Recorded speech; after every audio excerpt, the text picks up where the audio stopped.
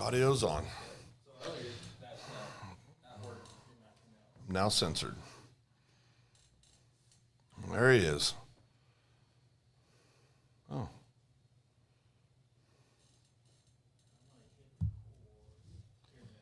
Before we go live, make sure I hit record. Oh, we're live already. Yeah, we're live. Oh. I meant before live. Live. Oh, show live. Yeah, show live, so it's easy to edit. I think we'll have a lot of different things to edit. Or when I get home, maybe tomorrow, probably tonight. I don't know. My boy from Kansas wanted me to remind him the show was going on. Leo? No, Chrisman, Mike. Oh. He's the one that told me. Is Leo? No, Leo watches open mic. Leo watches both. Leo watches both. Yeah, he watches both. And then Chrisman, The microphone work? he's a big sports guy. You guys turn my microphone off for this Is week? everything plugged in? They didn't get plugged in. Hey, Cody Knox on YouTube. YouTubers. Now remember, when you guys want to do this, red, blue, green. Blue, that's KU. Matches. KU. Red, blue, green, yellow. We're a football school.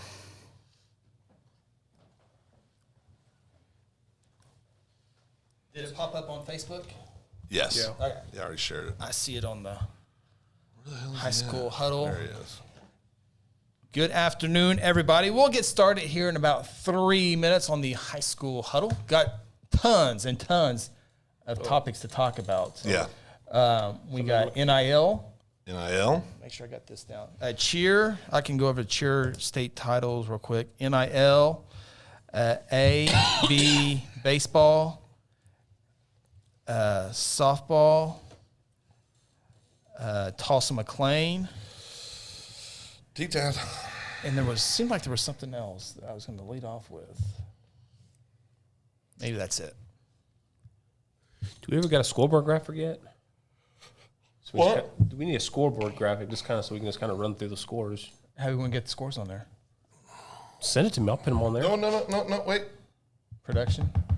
That's your problem. Yep. Yeah. That's our problem. I'll wait to see some. No, okay. No. You set the guidelines. Boss minions. You see all the graphics and all that stuff? We need Thanks, a scoreboard. Cody. We need a Appreciate scoreboard it, menu. Cody. No. We need a scoreboard menu. Aaron, thanks, Aaron. No. I did the scoreboard as Connor? well. Connor. Thanks, Connor. Good job, Connor. Thanks, Connor.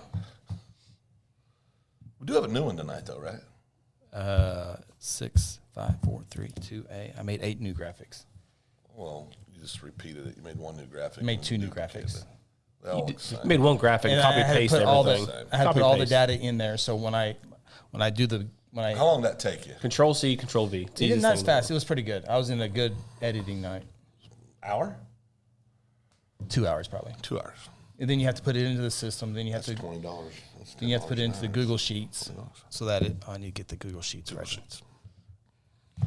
Did you know you can silence your phone by turning this button off right here? You did know that? My phone's always on silent. It goes through my watch. Somebody point that out to me the other day. Yeah, you can silence your phone. How the hell you do that?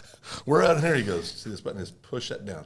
Oh, it's red. So it's So game picks should be. He was 4 awesome. updates from the newest update. We had to explain to him about. current now. So that's ready Good. to go. Now I'm trying to figure out how to add a info at on one of our websites. What's an info The app? second email on Google. Look how good the You know how to screen do that? screen is. Like there's a little bit green on this pencil, and it goes into. You see how that? Well, you can't see that. Phil. Quit. Just quit trying. Okay. Right there, it's green right We're here. going to talk about how I overcame my deathbed last Friday to go to the Del City McAllister game. Yeah. I didn't complain once. I didn't. Well, you did when we stopped the sauna to get something to drink. Well, I would have done that anyway. I was sleeping. I can maybe turn these lights up. Let's see if that helps. Mood music? What are we doing? Well, Brady doesn't like it because it makes me look like a ghost when I turn it up. Who doesn't like it? Brady. Oh. Brittany's name is nowhere on this piece of paper. That help on your. Oh, that Yes, is better. way better. Yeah, that is It's way better. better. Yeah. Yeah, that's a lot better.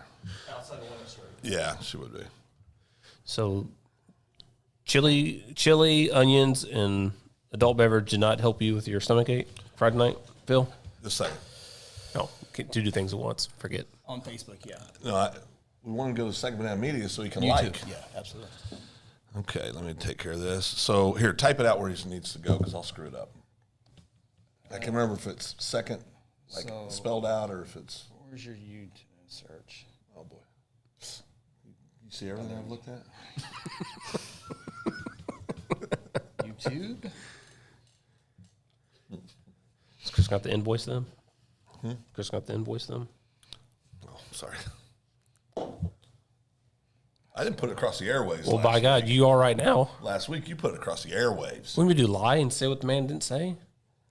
Yes. Oh, okay. Well, you didn't tell me that part. Share. Thought you were better than that, Ronnie. Copy. See, you're okay if you do this. No, the colors give it away. the colors give it away. Is that it? We need to get you. Yeah, Did you say thanks, bud? I sent the link. You didn't say thanks, you can bud? do that. Oh. We need to get you a little table back here. Make I got the sure table right here. you like, Subscribe subscribe, and like. subscribe, Send it to all your family members. Make sure they do the same thing. and like the All right. page. We page? That's fine. Page. No I. What? Yeah, we go. That's how you speak.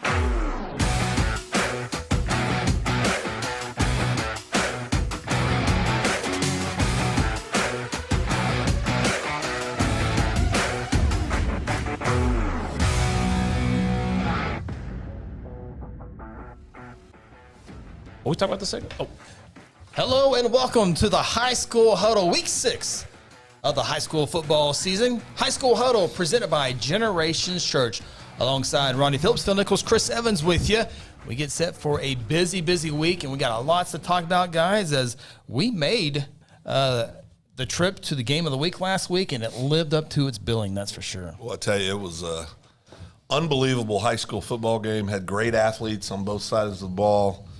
Got to see, 3 top 10 recruits that are coming out of the state of Oklahoma. Yeah. Actually, we got to see 4. we got to see the best One wasn't defensive in lineman. uniform. Yeah, one wasn't in uniform because he's right. now playing for IMG Academy in Florida. But with the hurricane, they flew back to Oklahoma because they had to evacuate. Nice young man. Yeah. Got to talk to him on the sideline. Nice young man. Ronnie tried to get him to commit to the Sooners. And I reminded him, OU's a softball school now, so they weren't able to. I don't think you're going to get him. So He's wearing an Oklahoma lanyard, though. oh, He yeah. was. Oh, yeah. Oh, yeah. He had an OU lanyard in. Yeah, but it was, all joking aside, it was a really cool moment at the end of the game. Yeah. When Eric McCarty, the OU commit for McAllister and him, all these kids now, they're all buddies. They go to camps together. They Social know each media. other through the Yep. recruiting process and social media. But they had a little moment. It looked like there was a conversation. We asked him where he was going, and he wouldn't say anything. He just grinned. Yeah. But when his buddy talked to him after the game, he had a little bit. There was a little more emotion in it. Yeah, it was funny because I recorded it and you can see it on my Twitter page. But there was a McAllister player next to McCarty. He was injured during the game. He was just kind of standing there. And David Stone walks up to McCarty after the game and kind of looks at this kid. And the kid gets the hint and he walks away. And Stone goes into his ear and whispers something to him. And McCarty has this big smile, pats him on the chest and says, "I'll see you later," and, and walks off. I mean, we don't know what he said. That could mean a lot of that things. That could mean anything, but, They could be going on a double date the next night for all I know, but if you're an OU fan, he's you would like to think you that's what it would think means. that's a good sign. Yeah, I think there's room on the D line down there for him, so Room all over that defense. Yeah. I know Tulsa a World great did an game, article on McCarty recruiting for OU, so Yeah. I'm sure they saw the same thing. And Well, and he's a good. We talked to Coach Mazey after the game. Chris did a little quick, ask him a few questions during post game interview, which I thought, number one, taught me a lesson. You don't know these coaches, right? You see him from afar. You make assumptions based on what you see. Yeah. What a cool guy. Oh man, yeah. he's Just a cool guy. He's cool, man. I can see how those kids just love playing for the guy. I'd run through a brick wall. Yeah, I for was that like, guy. "Where's my helmet at?" Yeah. You know? No, he's a good dude. He's just a dude. He's just a normal Oklahoma guy. Yeah. Father, husband, teacher, educator, coach, obviously. But boy, I tell you, we stood on Dell City's sideline the first half, so we got to kind of listen and observe. Then we went over to McAllister's sideline in the second half. And I'll just say it this way. You could tell a difference on the two sidelines. Yeah. You could tell a difference on the two sides. Maisie and his staff, they got it going on in McAllister right now. They really do. And, just a real engaging guy. But like Ronnie said, you can see why these kids play so hard for him because he's the kind of coach you want to play for. We haven't even really talked about the game yet. We'll do that here in a little bit, I'm sure. But it was an unbelievable game. Yeah, we talked to him after the game, and he was like, we were setting up some future stuff with him. He was like, oh, man, he was already thinking about Coweta on a short week. Can it be 2 weeks? Can it be 2 weeks? After next week. We got a short week this week. On the road to Dale City, on the road to Coweta. That's a gauntlet. Yeah. That's a gauntlet in 5A football, no doubt. And both games on the road. Yeah. Yes. Yeah. We'll talk about that here in a little bit as well. Coweta can make an argument that especially depending on how the outcome this week, McAllister, I think we know, of course, McAllister got the W that night over Dell City, who was everybody's number one in 5A, except for on the Tulsa side. Tulsa side had McAllister, and that night they were right. Yeah. And I think, but Coweta, boy, don't sleep on Coweta because they've got a very impressive win over Carl Albert this year in week 1. And Wagner. Over Wagner, a very good Wagner football team. So, we might have another new number one after this week. Yeah, Coweta's with their backup quarterback after their starter was out. We'll talk about that a little bit. He suffered that injury a couple weeks ago. But, that is definitely the game of the week, McAllister Coweta. We will have our in-depth thoughts on that as well as our prediction here in a little bit. This is a busy week in high school athletics. It's that time of year with state championships on the line. The Class A and B state tournaments begin Thursday. They play Thursday, Friday, and the state championships will be on Saturday. Class B, first day on Thursday, will begin at Edmond Memorial High School. Roth is the number 1 seed there. Fort Cobb Broxton, the number 2 seed team. And you hear fall baseball. These are schools that don't play football, but it's the same cast of characters every single year in Class B. Roth, Kiowa, Moss, Tupelo, Boswell, Calumet, Buffalo Valley, Fort Cobb Broxton. And all those games start on Thursday at 11 a.m. at Edmond Memorial. And then the Class A baseball tournament will be played at Yukon on Thursday, again, starting at 11 a.m. Number 1 seed Silo takes on number 6 seed Canute. Amber Placasset, Oakdale, top of the bracket. Bottom of the bracket, Dale, Raton, Bing, and Worcester. And the state championship games will be played inside Bricktown Ballpark on Saturday. 12:05 will be the Class A state championship, and at 3 o'clock will be the Class B state championship. Ronnie and I will have the broadcast of those games. You can hear those exclusively on the NFHS network. And if you want to watch all the games, you can find those on the NFHS network beginning Thursday and Friday. Production team will be there. I don't think there'll be any talent doing the call of the game, but you will be able to watch every single one of those. So NFHS Network, $10.99 subscription gets you all the baseball state championship in time for all the football games being played in October on the NFHS Network, the cross-country state championship meet, and all the softball games as well. And the softball state tournament gets started on Thursday as well, Class B all the way to 3A. And those state championship games will be played on Saturday at Hall of Fame Stadium in Oklahoma. How cool is that to have the best softball field anywhere in your and it's in your own state. Yeah. And those games will be also on the NFHS network on Saturday. So state championships are here. And what a great experience for the young ladies to be able to go play on those fields, right? Yeah. I mean, just incredible. And then the baseball games are at Bricktown. I mean, it's just first class all the way around. Tip your hat to OSSAA. They're doing a great job. So just a lot goes into that. That doesn't just happen. Right. I mean, there's a lot of work that goes into that. And there have already been some state championships handed out in cheer competition. We'll just give you the winners here real quick. Class 6A winner, Owasso.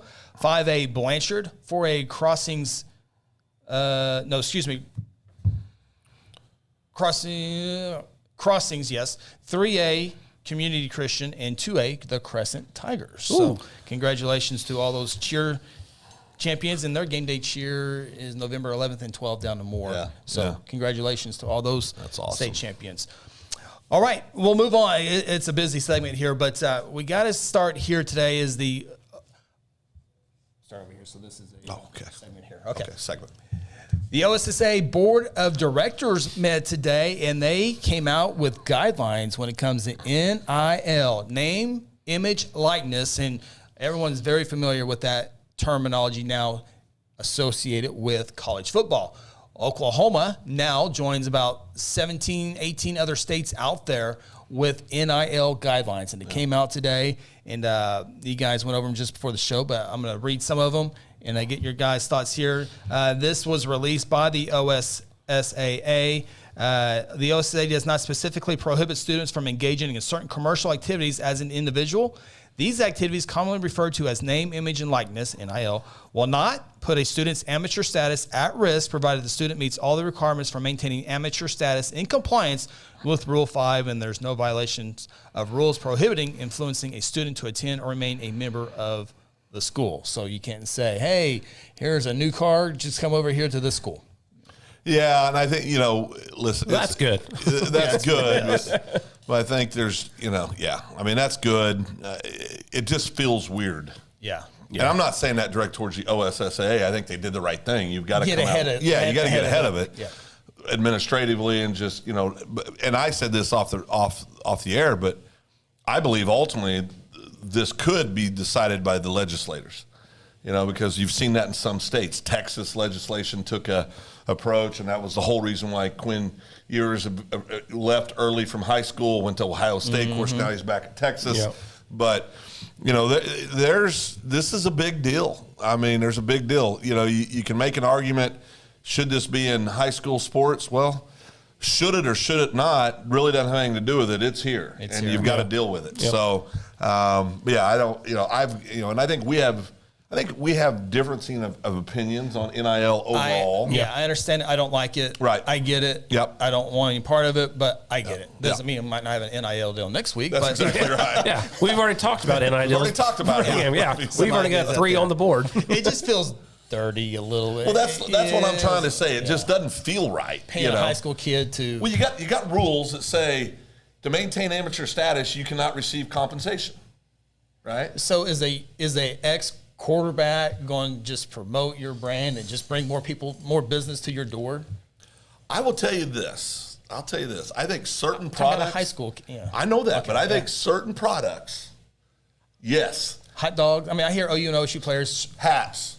I think hats. I think gym memberships. I think like your supplement stores. Yeah. I think stuff like that. I think that kind of stuff with the other kids. Because think about it, people, they get their trends, they make their decisions based on what other people are doing. Yeah. I mean, so I think it could have an effect on a local level. I really do. I'm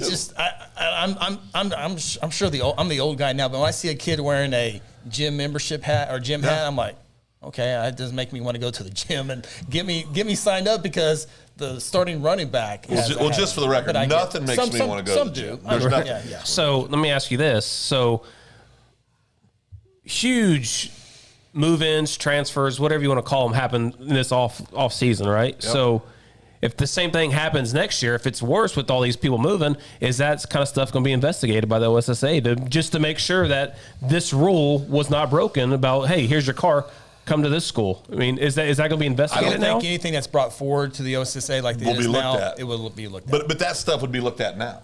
Correct. Absolutely. I mean, so I think maybe you look closer. Yeah.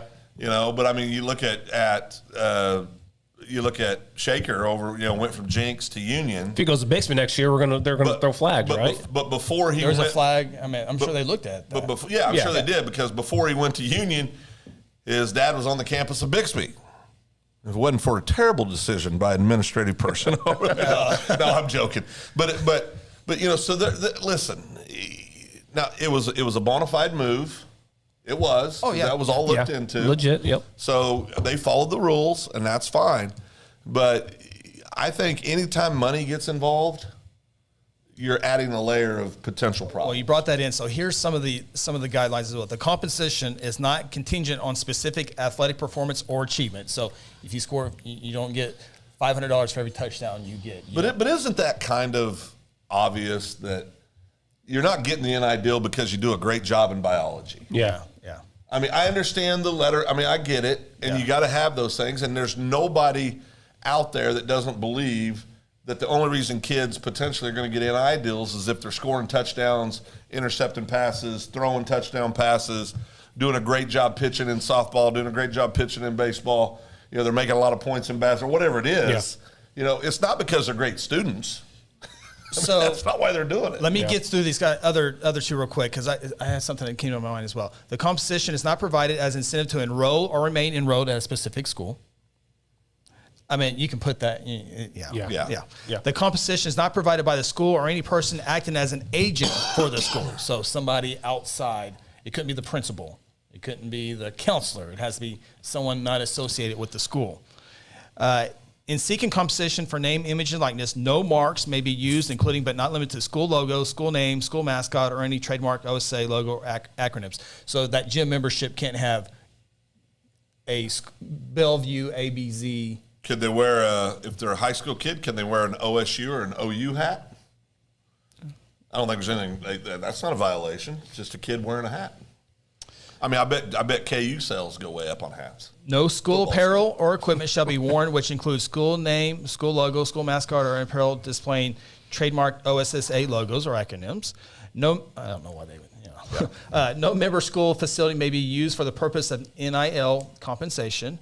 No activities in conflict with a member school's local school district policy may be endorsed. Examples include but are not limited to tobacco or alcohol products. You can't do that anyway. Right. Yeah. And then collegiate level associations should be contacted for any rules regarding NIL likeness student participating beyond the high school level. Let's slide that over to the college level. So my question is, if X business wants to do a deal with Y player, is that between him and the player and his family? Not between. Yes, 100%. Yep.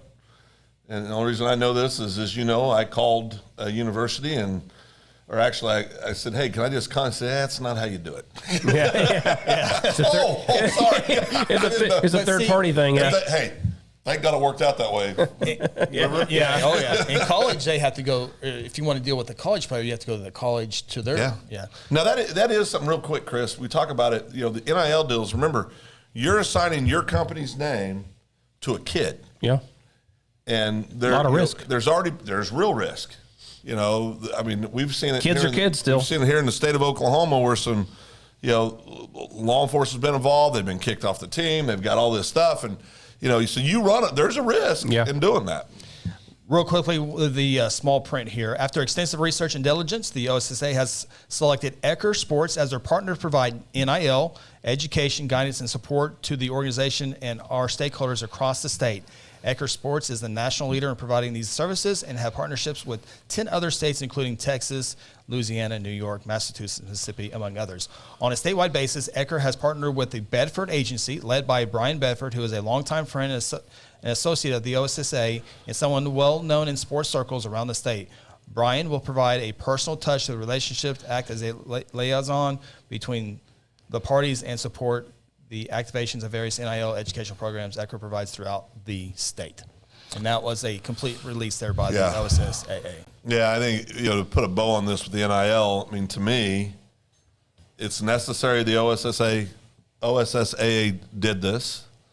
It's going to open up. I promise you there will be controversy at some point because of this. Yep. It's coming. It's not if, it's when. It's any rule, in general. Yeah. And there will be people that will try to manipulate the system. And I'm not saying kids. I think most of the manipulation is going to come from the other side. Oh, yeah. And, we just got to be diligent. And I think people in the community's got to pay attention to it with their student athletes to make sure they're getting good guidance. Because what you don't want to have happen is a high school kid, due to just lack of understanding, does something and then costs them their eligibility at the next level. Yeah. And that could happen. Yeah. And I think you get caught up in the NIL, like Ubers and all these other players getting $2-3 million. Right. The USC quarterback getting these deals. Well, a lot of these deals are $100, $200, free tacos for your senior year at Taco Bell. Yeah. I'd like to get that deal. I just thought about that. That would be a bad deal. His brain, this one. Wait a minute. Who's in charge of marketing? Oh, that's free taco right over here.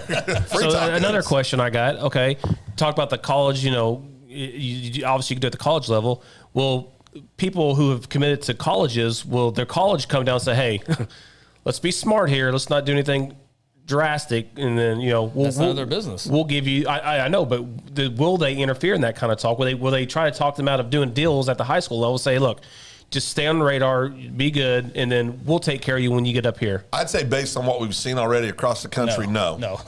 I mean, because literally you were assigned a $1.2 million deal in high school, I think it was. Who? The kid that's at Texas Oh, now. yeah, I think so, too. It was just over $1 million. Yeah.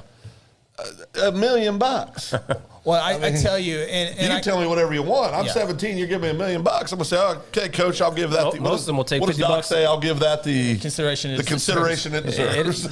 Most high school kids, you give them $50 in a candy bar, they'll say yes. Oh yeah. And I'll say yes. I'll use his name because he's no longer a high school student. But say a year ago, Jackson Holiday, the number one player in the state of Oklahoma, number one draft pick. Yeah. He missed out. I mean, we're talking like not your. In your normal town, your local mom and pop. No, it'll be national stuff. It would be like Nike or Under Armour, someone like whoever. that. Yeah. And and that's an interesting. To get the early advantage after he becomes a high school. Agencies. Yes. You know, I mean, there would be all kinds of. There's a whole plethora of stuff that's opened up now to these kids. I don't like it, but I understand. it. Kids gonna have to grow up fast with this NIL stuff now. Well, and what worries me, it's not the kids that get good counsel at home; it's the kids that have no counsel at home. Yeah. And doing something innocently that they just think, well, they said it's okay. Yeah. You know, and again, my worry is it too, costs kids eligibility. It costs kids opportunity to get their school paid for and to do things after high school. So that's why I say in the communities, all of us that's all of us who pay attention to what's going on with our kids' lives in our community, not just our own kids, we need to be extra diligent and try to help give them good counsel along the way, to talk to people that know, right? Yeah. And a good fallback is if you don't know, make a phone call. Yeah. Just make a phone call. If you don't know, if that deal's there now, it'll be there tomorrow. Make a phone call. Well, that wraps up our NIL discussion. I'm sure as more examples come out, we will definitely follow up on that. But that is the latest with NIL. We'll have a few breaking high school huddles here in the future. Text, boys, we're going on the air in 10 minutes. Yeah. Well, I almost did that the other day as we segue in. Just a tough deal at Tulsa McLean High School. Game last Friday, a 17-year-old was shot and killed, another shot and injured. And they were playing the Miami War Dogs. And Miami superintendent. Great name. Yeah. Miami came out, the superintendent came out and said, thoughts and prayers for the family. But I learned my eyes were open wide, and Miami will not travel to Tulsa McLean for any athletic event in the foreseeable future. We just can't risk that. And then we hear Cleveland was supposed to go to Tulsa McLean this week, and Cleveland says we are not going there. And the Miami superintendent goes, we're willing to take any repercussions that come. The district lost. They're willing to do that. I have not seen anything on the game this week with Cleveland and McLean. I don't know if they can move that game to a neutral site or move it to Cleveland. I haven't seen anything official on there, but Cleveland says we're not going there as well. I talked to a friend who has police connections in the Tulsa area, and they've had to add extra security at that particular stadium. And for all we know, it has nothing to do with the Tulsa McLean players. Who knows? It might be just some kids coming to the game. It might not be McLean players, but McLean players are basically getting the brunt of this because now you have two programs saying we're not going there. You know, other schools are talking about it, but I don't know if it had any. The suspect's still out there looking for a 17-year-old person with a gun, which that's going to be hard to figure out. But I get the superintendents where they come from. McLean players being penalized for it, but they do have to have extra security for that particular stadium, and a lot of people run off from there. So tough deal. I'll let you guys finish. I went to that school back in 1999 for my first ever radio broadcast, first year of broadcasting. It was just me by myself. Oh boy! And I took my high school sweetheart, now my wife of 20 plus years, and we had an incident. Nothing close to this, but it's something that I never heard about this. Yeah, it was very minor, but it was when you're 23, it didn't seem minor. It didn't. Yeah. 22 and 17-year-old, but just a tough deal. And again, this happened in the fourth quarter after the game. No McLean players involved. I don't know if it's McLean students, right, or if it's some person outside that got kicked out of school. Unfortunately, this is a sign of our society right now. I mean, in my opinion, right? It's a reflection of what's going on in our world, and I echo what you said. I totally get Miami's superintendent's position. I understand it because their number one job is to ensure the safety of their student body above everything else. And, that's a decision that, I actually commend that superintendent for taking what's a very hard stance. That's a tough decision. Now the OSSA's got a hot potato on their lap. It's really not. So if there's an unsafe environment and a school says it's unsafe, we have proof it's unsafe, we're not going to go there and say, well, you got to take a loss in district play. Right now, that's what it would seem. No, I understand, but that's what I mean. That's tough. And he's willing to take that on. The superintendent's willing. Superintendent is, but now you're dealing with kids that may not get an opportunity to play for state championships. You're dealing with parents that invested a lot. You're dealing with a coaching staff that's invested a lot, a student body that's invested a lot, a community that's invested a lot. There's just, there's a lot of people that are going to have strong opinions about it. And I think ultimately the OSSAA will be forced to address overall if there's a safety issue at a school, if they don't have to play the game, but it's not considered a loss, or you know what I mean? Because the game wasn't played. Yeah. Not considered a loss for either team. Not a win, not a loss. One team shows up to play and the other team doesn't. I understand, but listen. That's a decision that school made. Yeah. But if we're talking about safety, we just got done reading a ruling about financial stuff, and we took time to invest in that. I would think the OSSAA at some point is going to be forced. I'm not saying they should. I'm not saying they should be forced to. I just have a feeling they're going to have to. And I understand what you're saying, but what you hire 45 extra security guards? You not allow anybody in? That's not an OSSA. That's a McLean issue. No, I'm not talking. I see what you're saying, but I'm not talking about from that perspective. I agree it's between the two teams. What I'm saying is the OSSAA is the governing body of all activities in the state of Oklahoma, where they might be forced to make a decision is, are we going, if there's a legitimate safety concern, are we going to punish the kids from the community who say we're not going to put our kids in potential harm's way to go play a game? So is that just a non-game? I think that's the OSSA letting the members do that. Now, if it was a playoff game, that's where the OSSA truly governs, but they don't really govern. But the regular season games decide who's in the playoffs. That's the coaches. Doing the districts, they get the attendance there, and then the coaches decide districts and all that home and away. It'll be interesting. Non-district. Yeah, it'll be interesting. I don't see it as a hard decision from the superintendent standpoint. I myself would be like, nope, no, thank you. And as a parent, I would applaud my superintendent for not going to that game. And whatever the two schools, obviously as a superintendent, you want to try to make it a no contest or whatever it may be. But if you do get penalized as a parent, fine, whatever. I don't care. There are greater things in my kid's future than a playoff appearance in high school football. So whatever you want to discuss, but my kid is not going to go there because I want my kid to be safe, and it's clearly not safe. So again, my son's life will. He might be upset now, but by the time he's an older adult, he'll be like, man, I've accomplished everything else. I wouldn't even remember this incident no more. Well, and where I said it's a tough decision. It's not, I think he made the right decision. I don't think it's tough. I agree with you. Where I think it's tough is that there's people in their community going, well, that's not right. The kids they're missing a game. They're not going to get to play. There are going to be those people that feel that way. Yeah. So he's automatically, or she, because they're not going to be the last two teams that make this decision. Yeah. That are going to have to deal with stuff in their local communities because there are going to be people that think we should play. There are. There's. I think they're wrong, but there are going to be people that are going to think. And when you're in leadership, that's going to happen. Hey, that's what happens when you sit in the big chair. Yeah. So not always fun, but that's why you take the job anyway, that's right? Exactly right. We'll see how it unfolds over there, and again, prayers for the both families on that deal. That's the biggest picture, but absolutely.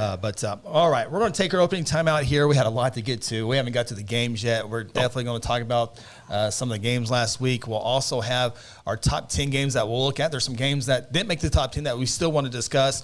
We'll have the rankings, the high school huddle rankings for each class. We disagree on some of the classes, big disagreements. But you put all the formulas together. Put the formula together, and we have the high school huddle official rankings here tonight for you, and predictions and how we did last week. Now, if you have under a 500 record on a week's prediction, do you still get to vote on rankings? Yeah, the ruling did come out, Phil. I want to share with you, Phil, you did not attend the high school huddle. Your picks, twice. Your picks will count. Whoa, they will count, yes. Ruling came down today. It's all about the ducats. Follow the money, baby. Yeah, you got your picks in time. Did you pay off? And you were there. Chris. All right, we'll take our opening timeout. A whole bunch more to go. Don't go away. This is the High School Huddle. At Generations Church, we exist to love God, love people, and serve both well. We're a multi-generational, multicultural church that believes in being a light to our city and our region. At Generations, we don't believe that church can be put in a box.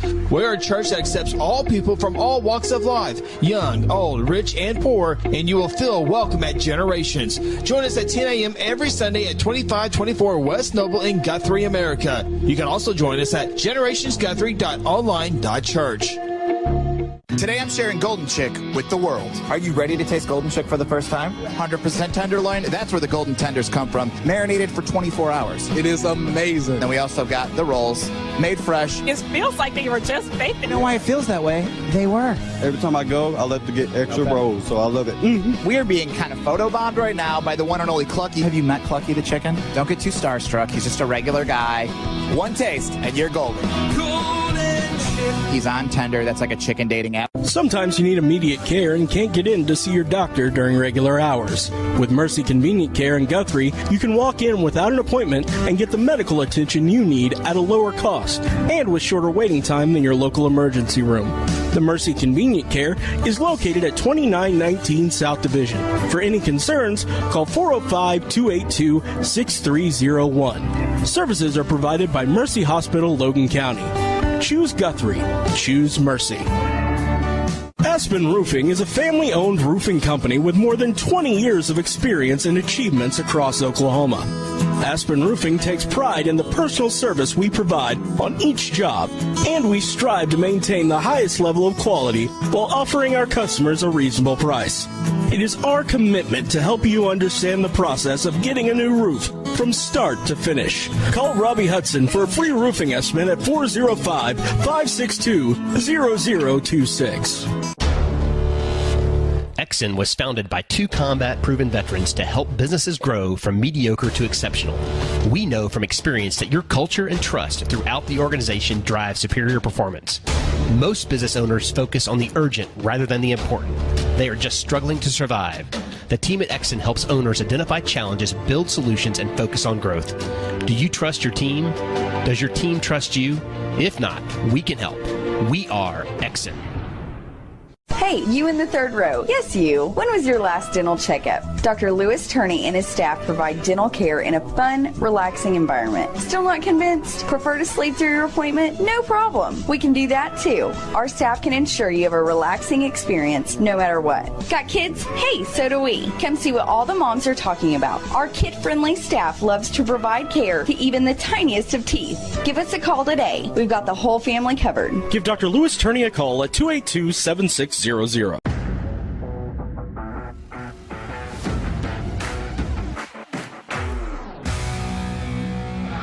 Welcome back to the High School Huddle, presented by Generations Church.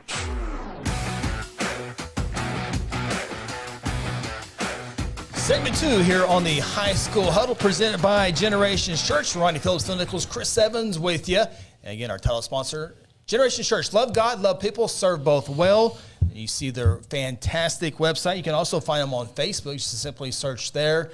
A great church with a community mind here in the great city of Guthrie. They have a nationwide reach and all that good stuff. So if you're looking for a church home, if you live near here in Logan County, but if not, they can definitely help you out, whether you're in Miami or Altus or Alva Miami or Durant or Miami, all those good places. So big thank you to Generations Church.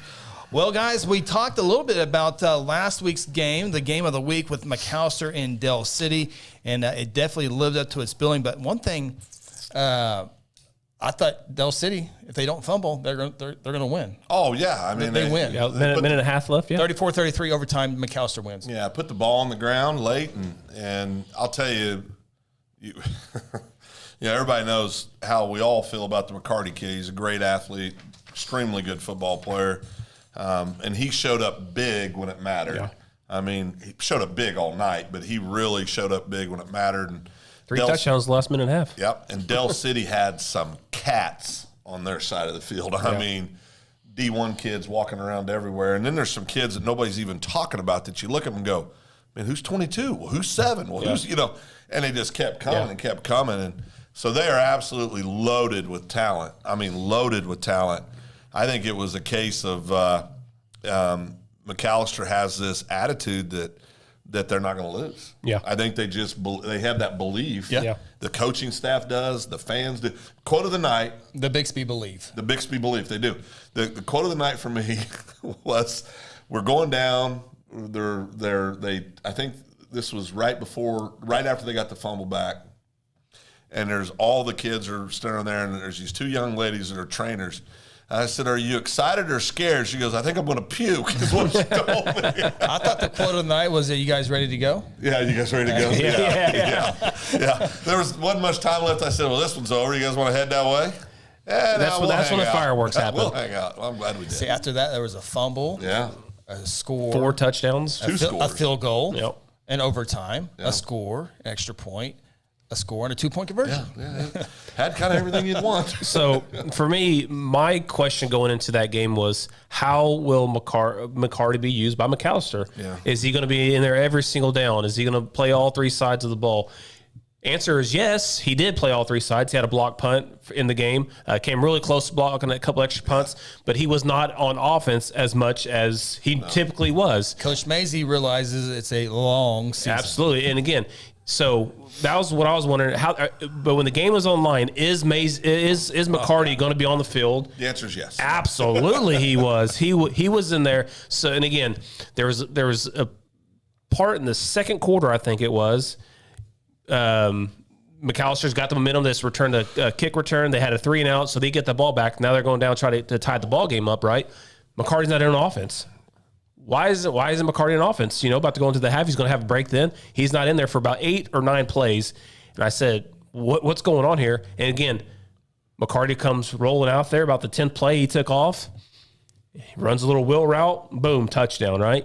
Yeah, I mean, it was just amazing. And again, it was an awesome game. It lived up to everything that we thought it would be. And again, we went out there for the coin toss to get some footage or whatever. And man, those Del City kids are big, man.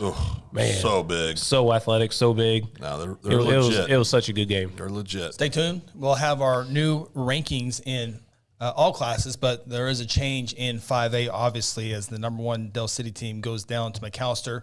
How about Broken Arrow and Owasso? Now 1-4 on the season. Now schedules does light up a little bit, but those 2 Norman North. Your Norman North pick last week, Phil, wins in overtime, 57-50 on Thursday. We had the Guthrie Piedmont game, which we can talk about here in a second, but we watched that game in overtime on the way home. Yeah. Well, I was 10-2 getting out of Piedmont. Correct. Yeah, absolutely. Yeah. Take you to jail over there. So, got to pay attention. But that was, 6A1s, can we all agree it's just a little crazy?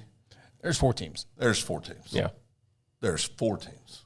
I mean, and it's to the point where you're sitting there this week. I'm going, who's number 5 this week? Yeah. And it's like, I wanted to keep the more Lions in there. They struggled. They lost the Enid. Yep. Got beat by Enid. Got beat by Enid, so you can't keep them in there. And and it's just, I mean, literally, my choice this week was a 2-3 team or a 1-4 team. You look at Enid, beat Ponca City, beat Evan North, beat Moore. Their losses, Jinx and Muskogee. Yeah. So that's no, it's crazy. Guthrie goes on the road and has let's say a fairly easy time with Piedmont. Guthrie was at 27-0. Guthrie, again, their second shutout of the season. And we'll be talking about Guthrie here in a couple segments as well, as they host Bishop McGinnis in another big-time game. High School Huddle, number 1 versus number 3, number 2 versus 5, I think. Yeah. So great matchups in 5A this week. We'll talk about it here in a little bit. But Guthrie looked good, running the ball, throwing the ball, mixing up the offense, and the defense really, Piedmont, I think, had 50 yards at halftime, and it got worse from there in the second half. Well, it was a total domination. Well, and we talk about the great, 2 things real quick. Unbelievably creative game plan by the offensive staff led by Jason Rice, offensive coordinator. But this is the thing for me. That Guthrie defense was so impressive. Now, I'm going to say this, and I want everybody – send all hate mail to Chris Evans. You didn't really have to worry about the pass. No. Yeah. That offense is not built to be very creative. It's not built so – and that plays right into a Guthrie defense, right?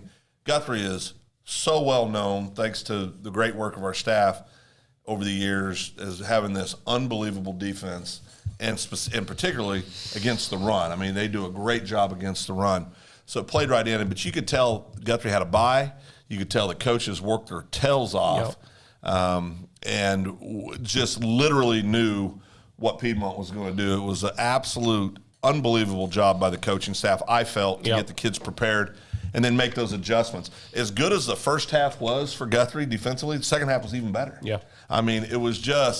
It was a defensive suffocating show. And what I walked away from there thinking, especially after Friday night when we went and watched Del City and McAllister, I think in 5A, and we'll talk more about this, but I think there's 5 or 6 teams that are capable of winning the state title. Absolutely. It's unbelievable this year. Yeah, Guthrie again came out on offense. I think we counted 7 to 8 players touching the ball first series. The quarterback Hayden Calvert took maybe half the snaps on the first series, right? So everybody got involved again. Isaiah Hammond was out last week against Piedmont. Still don't know about next week, but again, Guthrie's offense looked really good. When you have a stud running back who ran for 600 yards last year, you got to find ways to get other guys the ball, and that's exactly what Guthrie did. And again, the defense was just so suffocating. And I know Coach Beebe mentioned that they started working on that before the season even started. You know, because it's all the new players that were coming in. They haven't seen that kind of offense, but and that's one of the Guthrie staff circles. Yeah, they like to play. But if you can get If you can get up on Piedmont a couple scores, that offense is not built for coming back again. I think we saw 3 pass plays the entire night, and they're going to be 6A2 here shortly, guys. Yeah. So not next year, but likely the year after that. Yeah. So they got a lot of work to do. Figure something out. The high school huddle game number 2 last week was Stillwater and Booker T, and it was not even close to a matchup as Stillwater wins that game 38-6. Yeah. I saw some highlights, and I've heard some Tulsa folks up there. Great wide receiver, Micah Teese. Booker not getting the ball enough. Yeah, he needs to get the ball more. So, where's he going? Arkansas. Yeah, committed to Arkansas. And most people think he's probably the best player in the state. He's up there. It sounds like he's going to get the ball more often. And, I don't know if it makes up 32 points difference there, but Ronnie sure thought he was going to get the ball more. Well, just be honest, we all picked Booker T to win the state championship. For 6A2, so he's gonna fall back. Okay, but yeah, I don't know. I just went on a limb. All right, it's still there, Phil. I gotta tell you, it wasn't our top 10 games that we picked, but El Reno getting their first win over Noble. Wow, Noble, 41-40. I watched that game. I watched the second half and I watched the overtime. Insane. It's insane.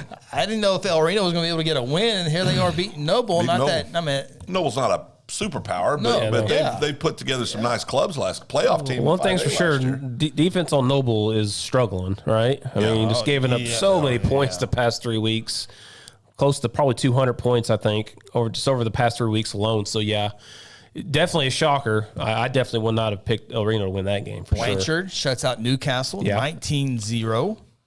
Oak City impressive over Clinton 14-12. Yeah, that's a game. That's a game I lost last week. Yep. One of many I lost. Yeah. Well, we'll get to that, Ronnie. How about Southeast? 4-1. 36-31 over Cash. Good for those kids. Yes, that's outstanding. I watched Southeast play Piedmont, and it was a game for a while. Yeah. No, it's Southeast course has battled numbers over the years, but.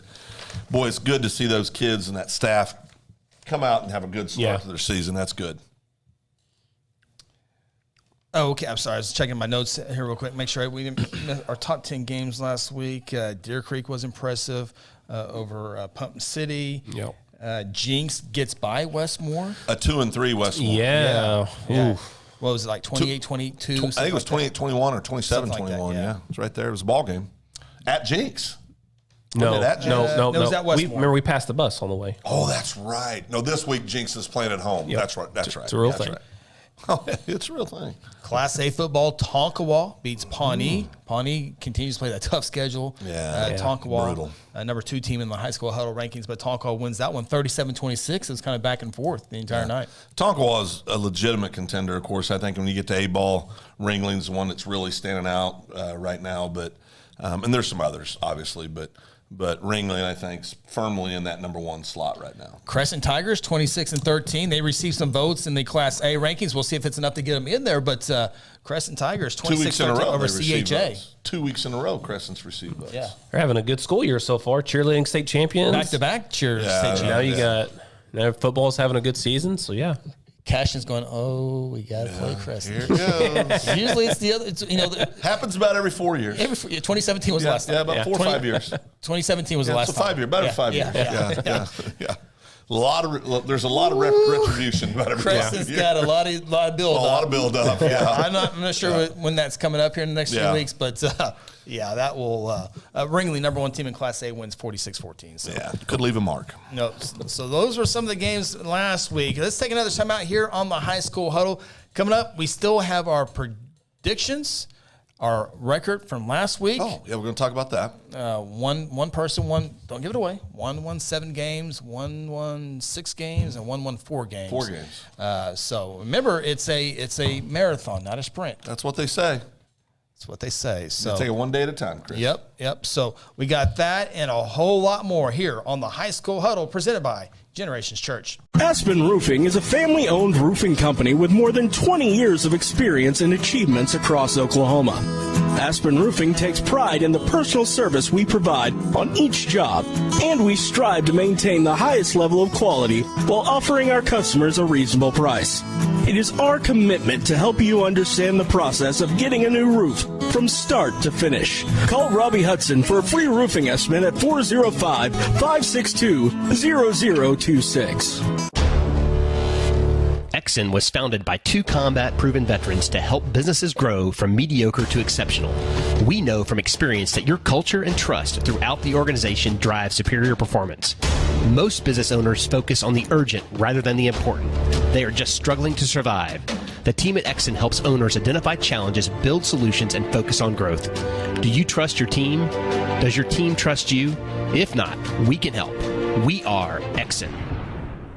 Hey, you in the 3rd row. Yes, you. When was your last dental checkup? Dr. Lewis Turney and his staff provide dental care in a fun, relaxing environment. Still not convinced? Prefer to sleep through your appointment? No problem. We can do that too. Our staff can ensure you have a relaxing experience no matter what. Got kids? Hey, so do we. Come see what all the moms are talking about. Our kid-friendly staff loves to provide care to even the tiniest of teeth. Give us a call today. We've got the whole family covered. Give Dr. Lewis Turney a call at 282-7600. Today I'm sharing Golden Chick with the world. Are you ready to taste Golden Chick for the first time? 100% tenderloin. That's where the golden tenders come from. Marinated for 24 hours. It is amazing. And we also got the rolls, made fresh. It feels like they were just baked. You know why it feels that way? They were. Every time I go, I like to get extra rolls, so I love it. Mm-hmm. We are being kind of photobombed right now by the one and only Clucky. Have you met Clucky the chicken? Don't get too starstruck. He's just a regular guy.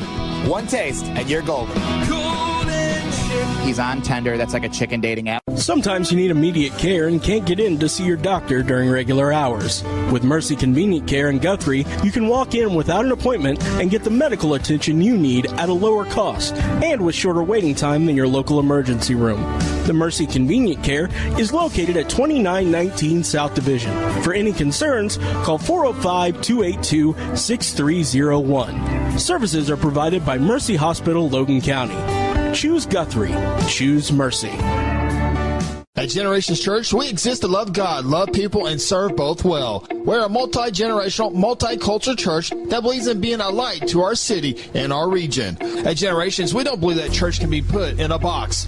We're a church that accepts all people from all walks of life, young, old, rich, and poor, and you will feel welcome at Generations. Join us at 10 a.m. every Sunday at 2524 West Noble in Guthrie, America. You can also join us at generationsguthrie.online.church.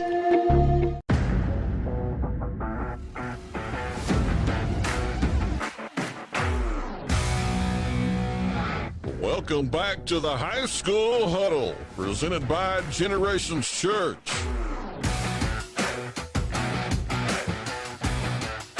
Welcome back. High School Huddle here on a couple places. We're streaming this live on Guthrie News page, Facebook. We're eventually going to move that to the High School Huddle Facebook page. We like for you to subscribe and like to both of those, but also on our YouTube page, which is under Second Banana Media. Go to Second Banana Media, subscribe and like. It's all free, and you can also check out a variety of different podcasts on there, and there's more coming. So Second Banana Media, when you hear it, it's a podcast network is what it ultimately is, and hope to add more and more to that as it comes up. High School Huddle falls under that umbrella, and we appreciate all you subscribing and liking. We're almost at 100 subscribers. We just started the YouTube page not too long ago, realizing it was going to take some time to build up from our other platforms, and a big thank you for helping that come true. But we're 5 away from 100, and we still got a long way to go, but it's a marathon, not a sprint. Oh, I think that's a common theme. That's right. Tonight. That's right. High School Huddle, presented by Generations Church. Hey, some performances. We talked about the team victory, some individual performances. Red Martell, who many think might be the best running back in the state of Oklahoma from Beggs High School, just a junior, 339 on 21 carries, 6 touchdowns, as Beggs, the Fighting Riding Cogs, get in the win column, 72-46 over Victory Christian. He added 7 catches, 136 yards there, and also accounted for 2 interceptions in the win. So he'll be a good Cowboy someday. Probably. Kendall Daniels, a good Cowboy. Let me tell you, that kid's going to be a player. Yeah, he's doing He already well. is a player. Yeah. He's going to be really something. Carson Jinks, Miami quarterback, 220 yards rushing, 2 touchdowns. Jake Snyder, Bixby, the cornerback, 2 interceptions, 80-0 over Southmore. Tough. Southmore has gone. Remember when the Thompson kid transferred, went to Newcastle? Ever since then, he likes to transfer. Been to 17 colleges. Yeah. Kirk Francis, a top quarterback. Barry Lewis, who covers high school sports in the Tulsa area, literally the Tulsa area, has I think he has him as his number 1 player in the state. But Kirk Francis, quarterback, 408 yards, 6 touchdowns, 63-28 over Perkins Tryon. The Demons go down. No, I don't care if you're playing Little League. That's a bunch of yards. Yeah. That'd really be good in Little League, wouldn't it? Michael Graham Jr. at Southeast, 415 yards, 5 touchdowns, last-minute deep pass to Rodney Fields to seal a victory over Cash, we talked about earlier. Also rushed for 111 yards. That's a career. That's why a good part why Southeast has only lost in 1 game. Now they got the tough part of their schedule coming up here, so we'll see how that goes. So those were just some of the individual performances that we want to get out there. Yeah. You have some? Yeah, you got Enid's running back, Luke Raw. I might pronounce that right, Ruah. He ran for 321 yards and 5 touchdowns against Moore last week. And congratulations to Owasso's quarterback, Mason Willingham, committed to the University of Central Oklahoma. That's good. And we've kind of talked about it. I mean, if you can't go to Oklahoma, if you can't go to Tulsa, if you can't go to Oklahoma State, UCO, with their facilities and everything they do over there, is probably a really good 2nd, 3rd, 4th choice that you would want to go to, right? And this coaching staff's got them winning. I mean, they're winning right now. Yeah, and with him committing to UCO, as you remember earlier, Reed DeQuazy, a Carl quarterback, got an offer from UCO, so it's going to be kind of interesting to see how that kind of plays out, if he's going to join Mason there at UCO. But congratulations, Mason, on his commitment to University of Central Oklahoma. That's outstanding. All right, one more note. I forgot to put this in the first segment. I'm not sure exactly what it means, but David Jackson today at the OSSA reported to the board that the recognition of Union Public Schools athletic program from the National Interscholastic Athletic Administrators Association. Union is the first and only school in Oklahoma to receive this distinction. Congratulations, Union. I don't know what that means, but congratulations. Sounds Union. awesome. It means they're really good in everything. They win at everything. I think that's what that means. They win in everything. And they had a $35 million paint job on their stadium last year. Hosting college teams. Yeah, literally. D1 college. Yeah, D1 college teams. Teams that are playing Oklahoma. Yeah. All right, what are we doing? Are we doing rankings? Rankings. All right. Rankings, yeah. Let's take a look at this week's High School Huddle rankings, and also subscribe to the Twitter feed at High School Huddle, HUDL, and you can see the rankings there and all the other notes and all that good stuff. But, go follow us on Twitter as well. I'm searching for my notes, and we'll go ahead and take a look at the Class A rankings. And there they are. And really, guys, not a whole lot different from the years past. Remember, Class A, 2A, that so spread out throughout the state, they don't play each other like in 5A2. You got Guthrie, Colorado, McGinnis, Piedmont playing each other. And that doesn't happen a lot in A and 2A football. No, it doesn't. And, and I think this ranking's almost perfect. We got one wrong on almost there. Almost perfect. Gore 2, is that what you got too? Oh, no. No, Crescent Tigers should be 5. Oh. Here's the official notes here. Class A. Yeah, Crescent just outside, missed it by a point from taking a hominy, but Crescent did receive 1 vote. Well, they're that good. Yeah. Those are your Class A rankings. Ringling and easy. They've been there. Those top 5. Those guys have been in there all year long. For all of us. Ringling beat Dibble 46-14 this week in Class A. Keep an eye on Gore. Yeah, they're 2 of my rankings. Gore shuts out Canadians 61-0. Yep. I mean, it's what you would expect. Let's get there. All right, those are the Class A rankings. We'll now move over to the Class 2A rankings, as you see on your screen for our audio audience only, which you can find us on every podcast platform. Washington 1, Rejoice Christian 2, Millwood 3, Vian 4, Eufaula 5, and Phil, Veneta, and Prague receive consideration as receive votes as well. Well, Veneta was a typo. That was supposed to be Vian. Oh, okay. I just looked at that and went, Veneta? Yeah. I was looking through like, what's he talking about? What's he doing? That is a typo. I had them at 3. That is a complete typo. I've had Vian in there all year, right in that 2-3 slot. But Prague, I'm staying with Prague, and then I have Millwood at 5. That's what I had Millwood at. I have Millwood at 5, but Washington I had at 1, Rejoice Christian 2, Veneta 3, Prague 4, and then Millwood 5 is what my rankings were. Hey, Ronnie, you had Vian where? I had Vian 4, so I had Washington, Rejoice Christian, Eufaula as my number 3 team, Vian, then Millwood. I would say your typo cost a switch. I know. But it's official now. Yeah, so no, it was a typo. You got to eat it this week. I'll eat it, but I wanted to be on the record because I literally pulled up my 2 and I went, what the heck is Veneta doing on there? So it's a real thing. Yeah. So those are the Class 2A rankings. We'll take a look at the Class 3A rankings by the High School Huddle. Number 1, Lincoln Christian. Number 2, Verdigris. Number 3, Metro Christian. Number 4, Heritage Hall. And number 5, Cassia Hall. Also receiving votes just outside the top 5 was Stigler. I had Stigler in my top 5. I had Lincoln Christian 1, Verdigris 2. Stigler 3, Metro Christian 4, and Heritage Hall 5. That's a perfect High School Huddle top 5 right there. You guys love those private schools. I have Heritage Hall and Cassia switched around, but that's 1, 2, 3, and you can. There's an argument that Verdigris could be number 1 because Lincoln Christian, Shiloh, Arkansas, definitely that absolutely. argument. Yeah. Metro Christian, they're Kirk Francis. I mean, they. It wouldn't shock me to see Verdigris. Obviously, we got them at 2 in the state championship game. Wouldn't shock me to see any of these schools, but I think there's a couple other schools that deserve some consideration that some of the voters on the High School Huddle poll are ignoring. And you're saying Stigler, the number 1 avoidance? I'm just saying there's some being ignored. Just not Veneta. Well, we had Perkins. Not Veneta. We had Perkins there. We've had Seminole there. And at the time, Perkins made sense. They've had a rough road. They played Metro Christian. Absolutely. And so, but and Metro is my 14. Yeah. But any of these could be exchanged. Yeah. I mean, they could all float. I do think Verdigris and Lincoln Christian are a nudge better. Just a little different level. I think those are the 2 favorites. Yeah, Lincoln Christian Fergus would have to practice pretty hard to play Metro Christian, Heritage Hall, and Cassia Hall. It wouldn't be just a walk. No, it would not be a walk, no. Right.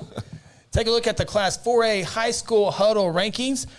Number 1, Cushing Tigers. Number 2, Tuttle Tigers. Number 3, Poto. Number 4, Wagner. And number 5, Elk City. And also receiving votes was Bethany. I'm the one outside with everybody this week. Yeah. Elk City was a huge win against Clinton last week. It was. So again, I got them at 5. I think they definitely deserve the bump in the top 5. I got them at 5. Yeah, Clinton drops out of my top 5, and my 4A rankings are exactly as seen on the screen there. Cushing. We'll be picking this game here in a little bit. Is it Cushing Wagner week? It is Cushing Wagner week. Cushing Wagner week. I have Wagner at 6. They could be 5. They could be 4. 6? I have them at 6. That's all right, 4 and 6. Oh. You're used to that 6 number. Boy. That is the 4A rankings. I'll lay some stats on you here in a little bit, okay? Go ahead. Next Stay segment. tuned to the next segment because there's going to be a lot of back and forth. Yeah, there is. And I probably need to sit in the middle moving forward. Well, Ronnie's. But then I would have to change the graphic, and I don't want to do no. Yeah. All right. Let's take a look at the Class 5A High School Huddle rankings. As you see on your screen for our audio audience, for our video audience, for our audio audience, number one, new rank number one in top 5 High School Huddle is the McAllister Buffaloes. Number 2, McGinnis. Number 3, Coweta. Number 4, Del City. Number 5, Guthrie.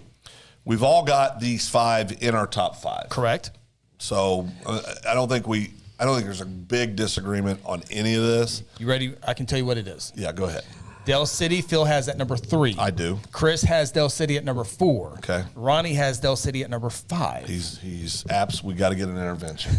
Well, we can talk about it. Can I at least explain? Let's do it. You think you can? 5A rankings. So the number 1 ranking, McAllister, was really easy because they beat a bunch of men on Friday night, right? Those same men you have at 5. And then just to cap it off, McAllister breaks down tonight by saying what? 1, 2, 3, best in 5A. Yeah. Love it. So they automatically get the vote here. The reason why I have Del City at 5 is hit one. The mute button, Chris. Let me talk. Well, They lost a game, right? The other 4 teams ahead of them have not lost a game, right? And there were questionable. For the record, Georgia didn't lose and they moved down 1. Yeah, that happens. But go ahead. It's been known to questionable decisions. Oh boy, mute button. During that game again. I'm just me analyzing the game. There was right before halftime. There was 11 seconds left. They had an opportunity to go for a touchdown.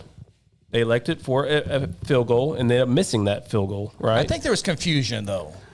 Well, I'll stand it right there. They didn't seem like a whole lot of confusion. Ronnie's making his point. I think there was confusion on personnel. Well, maybe, but again, McCarty was out 8 plays on offense. Comes in. How does the defense lose him on a wheel route? Then they run the same wheel route again later on in the fourth quarter when the game's online, and they miss him again. Now, Guthrie doesn't make those mistakes on defense. Not saying Guthrie. I would pick Guthrie to beat Del City right now if they played tomorrow. I'm not saying that. But as what far are you as saying? You got him ahead of him. I'm saying that Guthrie overall it looks better this year to me. I've seen them both in person. Now, okay, so who is Del City? What are their best wins this year?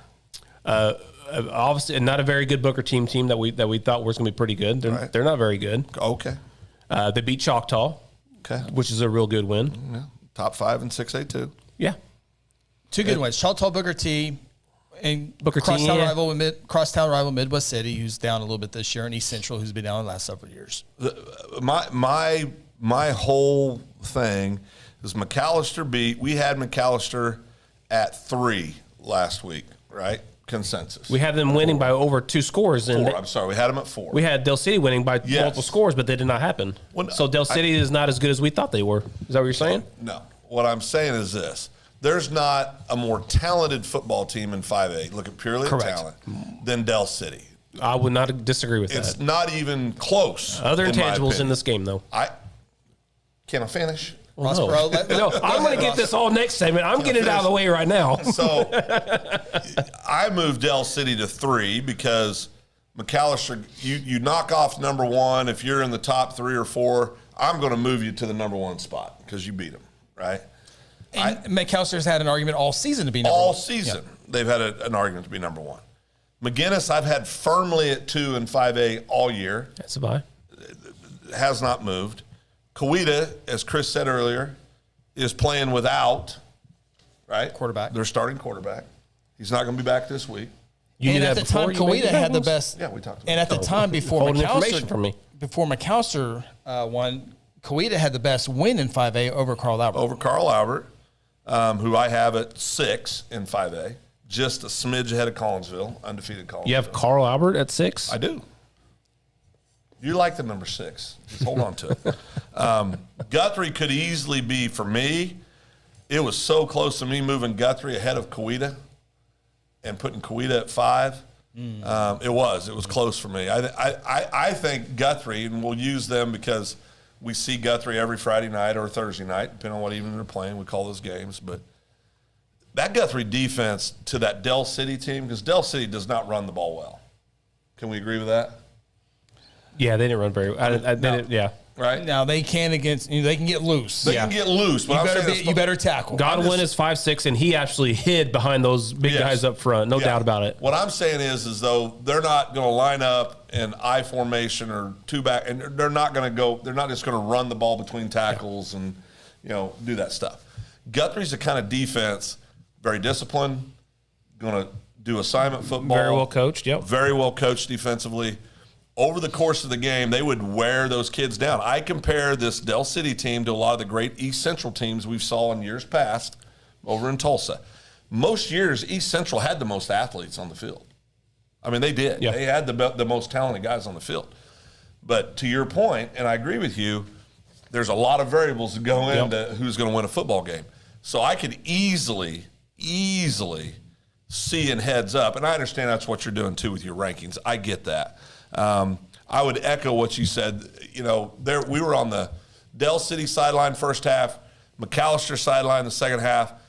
We have no dog in this hunt whatsoever. I can tell you the sideline felt different on McAllister than it did Del City. Yeah. There was just a different feeling. And so, I think that W has a lot to do with McAllister's kids believing, and they just don't have any quit in them. They're going to play till the absolute last snap of the game.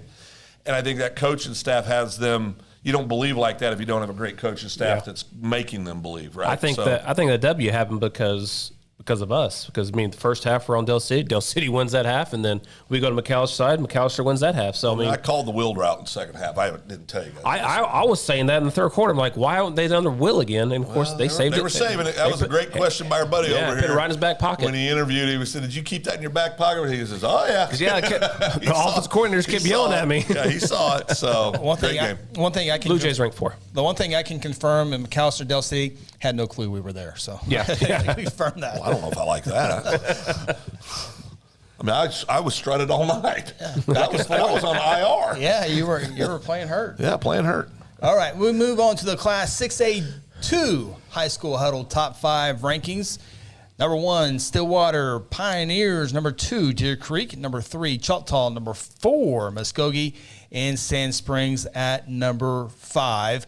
I did move Muskogee ahead of Choctaw in my individual rankings. You did. Muskogee has had the better wins than Choctaw has this year. Muskogee, 61-0 over PC West, but Muskogee with victories over Carl Albert, Sand Springs, so they have a top 5 victory. A good Enid team too. A good Enid team to begin the season. So with that, we're halfway through the season. I felt confident enough to move Muskogee ahead of Choctaw simply because they have the better wins so far. Well, and I was close to doing that. Yeah. I kept him at 4, but that was a back and forth. I have a lot of those kind of conversations with myself, but usually it's where do I put my keys, what's my name, things like that, Ronnie. But we have a good friend that says if you lose your keys, that's okay. It's okay. If you forget why you need your keys, that's when you get worried. And he works with elderly, so that helps out. But no, I think this is probably the easiest one to pick is 6A1 on the top 3. We might have a disagreement on who's what the lineup, but there's a disagreement at the top in the 6A. Oh, I know. Well. Yeah, I got Deer Creek number 1. I've had him there last several weeks now. Grady Ashby at Deer Creek quarterback, stud. He's legit, absolute stud. Yeah.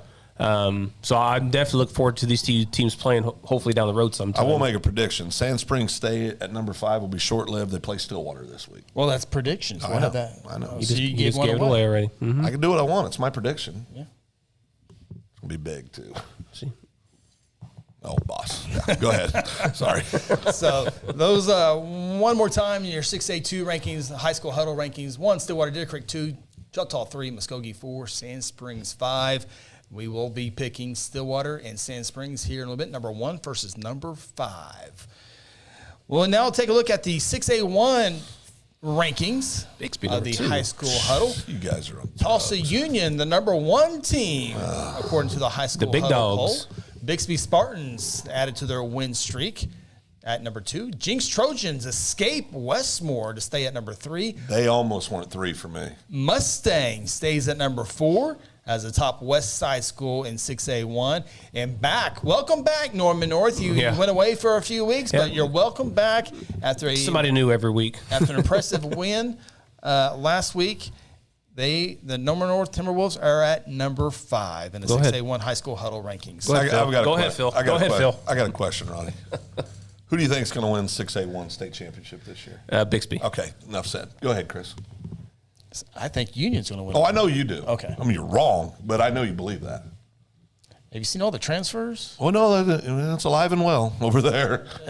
Good luck trying to find the player of the game. Yeah, well. Over there, the running back. Bixby's now won 54. Let me say it one more time. 54 Is it in 54 a row. or 55? It's 55. Yeah, I think it's 55. 55 in a row. What's history got to do with anything with next week's game? Or It's this a pretty week's good game? indicator, Ronnie. Is it? Yeah. You won the national championship in 1904. Is that going to help them out? You don't go quite that far back. Okay, not that far.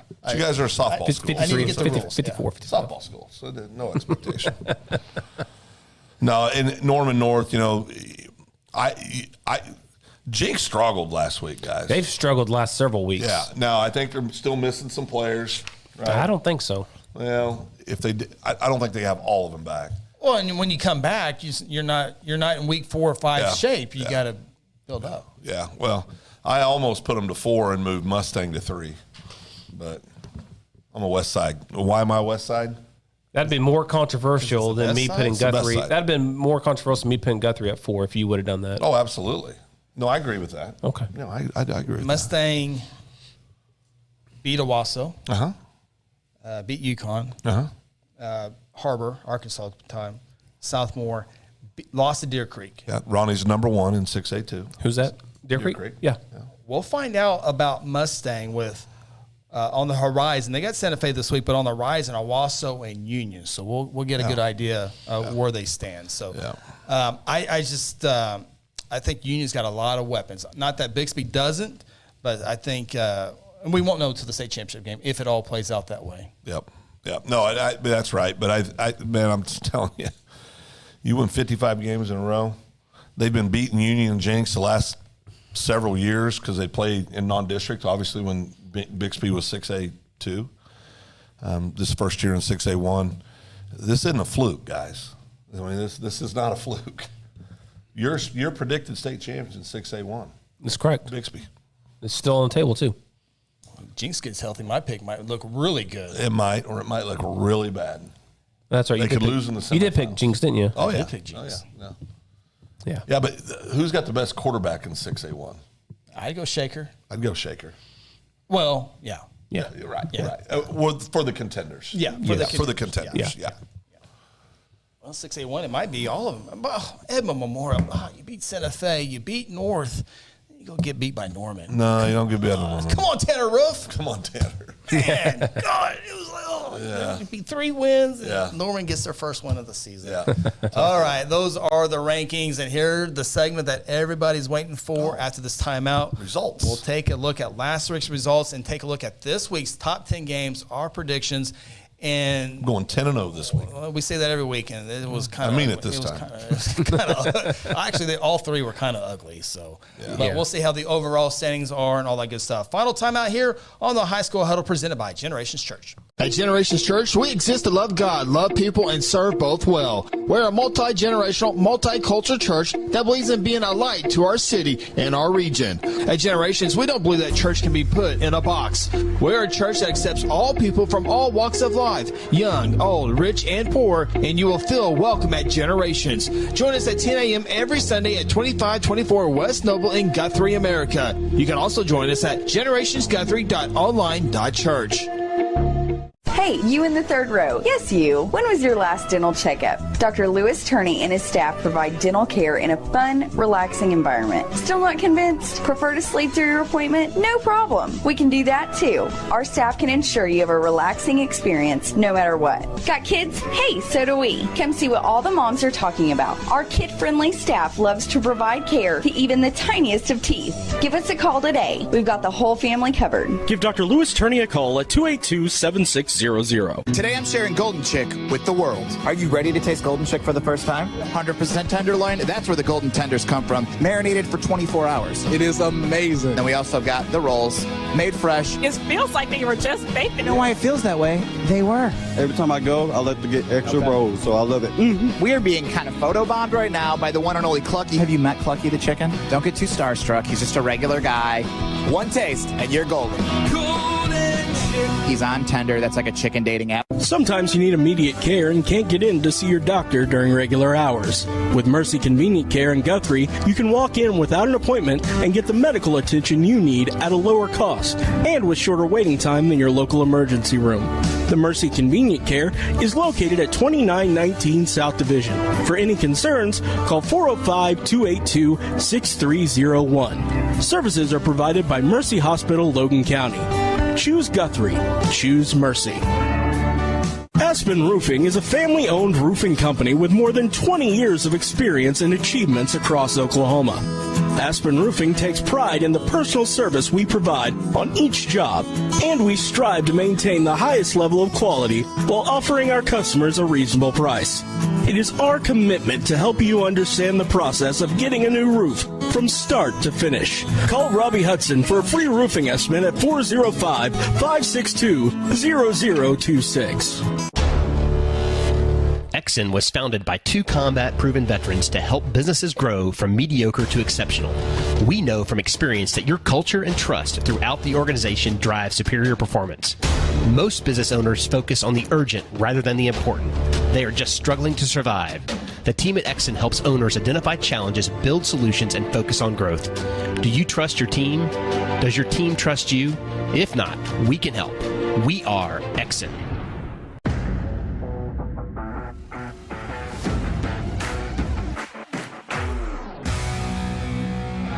Welcome back to the High School Huddle, presented by Generations Church.